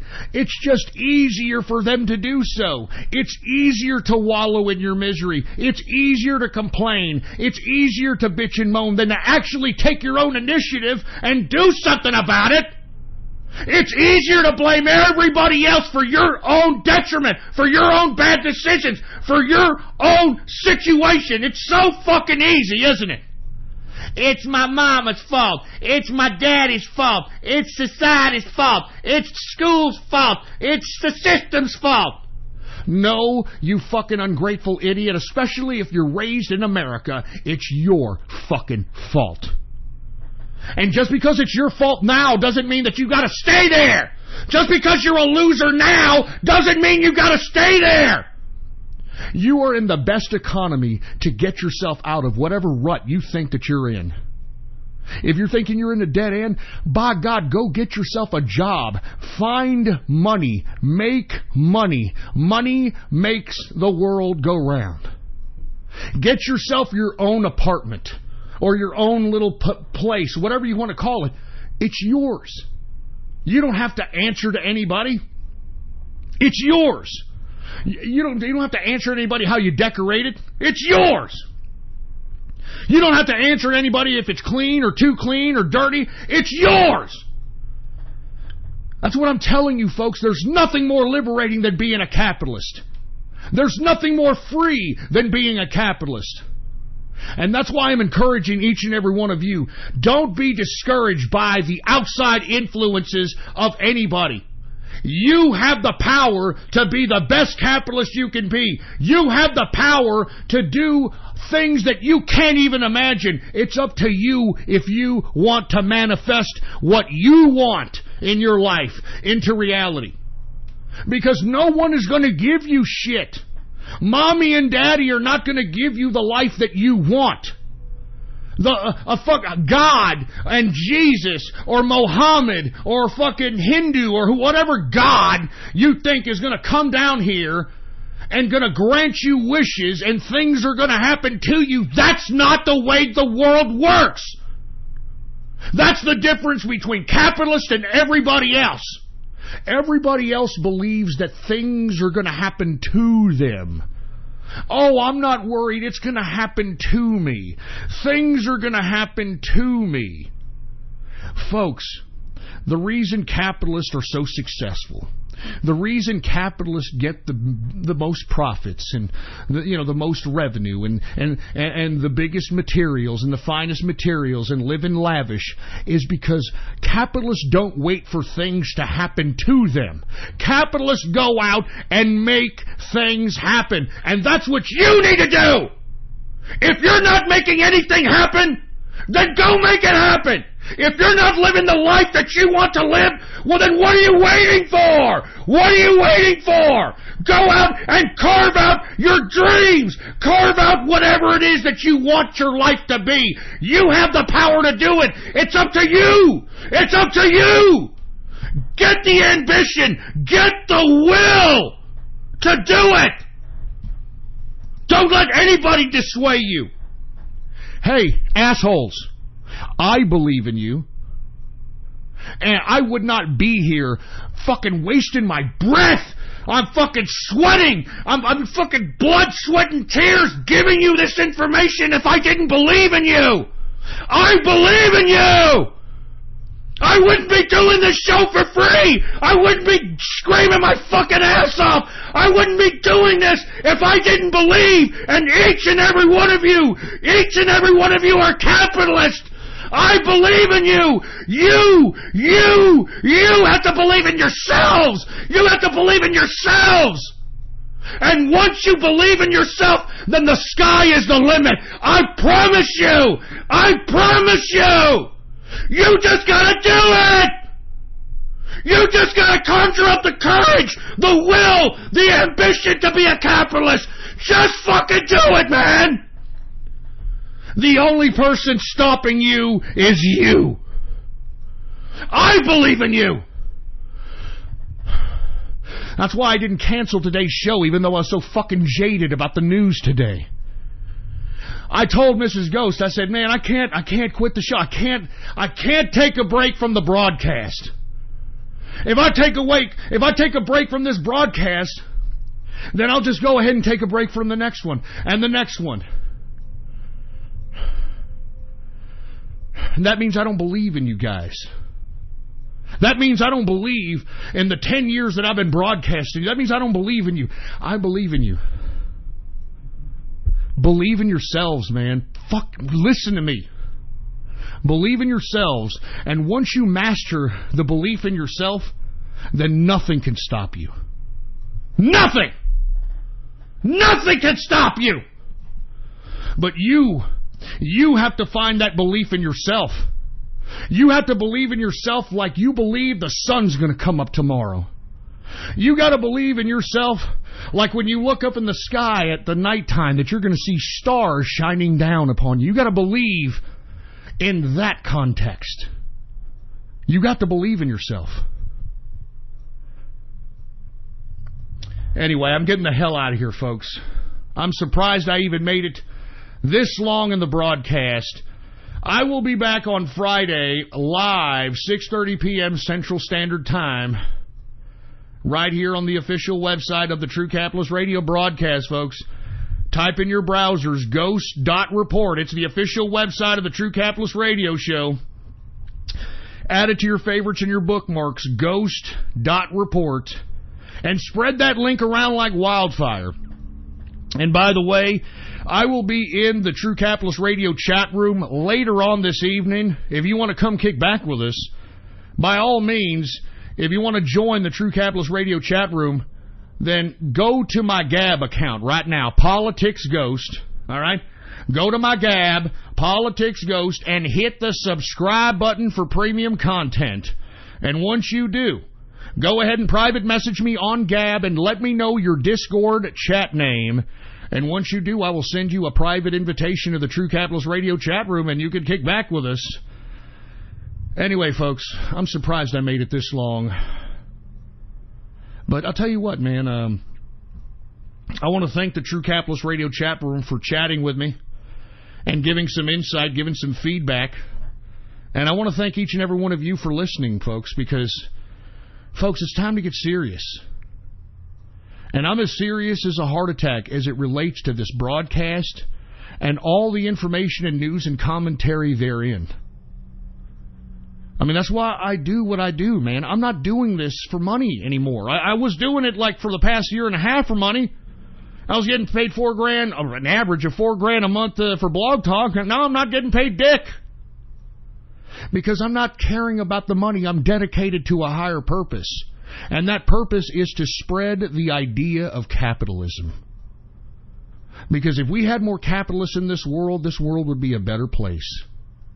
If we had more capitalists in this world, people would have more pride in themselves. If we had more capitalists, folks, people wouldn't be so depressed all the time. That's why I'm trying to create more capitalists. That's why I give you guys information in the financial hour that people, I mean, they get paid millions to give this information. I hope that you folks take advantage of it. And I believe that maybe not all of you, but most of you guys that are listening to me can take this information and be the best capitalist you can be. So anyway, folks, thank you guys for listening to me. And once again, it's not about the money anymore. If you want to support the show, just repost articles that I post on Gab. You know, I mean, if you see me post a new article on the Ghost Dot Report, spread that article around. I mean, it's information that we have to spread around so that we can post it in the faces of these goddamn leftists and they can no longer lie. We can expose their contradictions, their hypocrisy, and their lies. They can no longer do this if the information is all around. And that's what I'm encouraging you to do. Don't just stand there. Don't just sit here on the internet. Spread information. It's just a fucking click! Anyway, folks, I'm getting the hell out of here. Thank you guys for tuning in with me. I'm going to be back on Friday, Baller Friday, 6:30 p.m. Central Standard Time. And once again, if you appreciate what you're listening to in this broadcast, especially you folks that are, taking advantage of the crypto hour and the financial hour, take a look at the cryptocurrency wishing well that's on Ghost Dot Report. And, throw a couple of things or two. I really appreciate the people that have been. You guys rock. Like I said, I am focusing all my energy and hopes that all your wishes and dreams come true. Thank you guys very much, all right? Anyway, I'm out of here. Long live the capitalist army. And, of course, what do I always say at the end? Death to socialism! Death to feminism! And death to communism! We can't stand for these commies anymore in this country, folks, nor can we accept this anti-American Democrat Party. If you vote Democrats in the 2018 election, then you are anti-American scum. And why do I say that? Because look at the actions of the Democrats that are in power today. The only time they become vocal is when it's an illegal immigrant or a criminal. So if you vote Democrat in 2018 and beyond, you're anti-American scum, and I spit on you, you fucking faggot. Puh! I spit on you! I'm getting the hell out of here, all right? Long live the capitalist army! And by the way, capitalism till the soul, till the bullet hole. I'm out of here.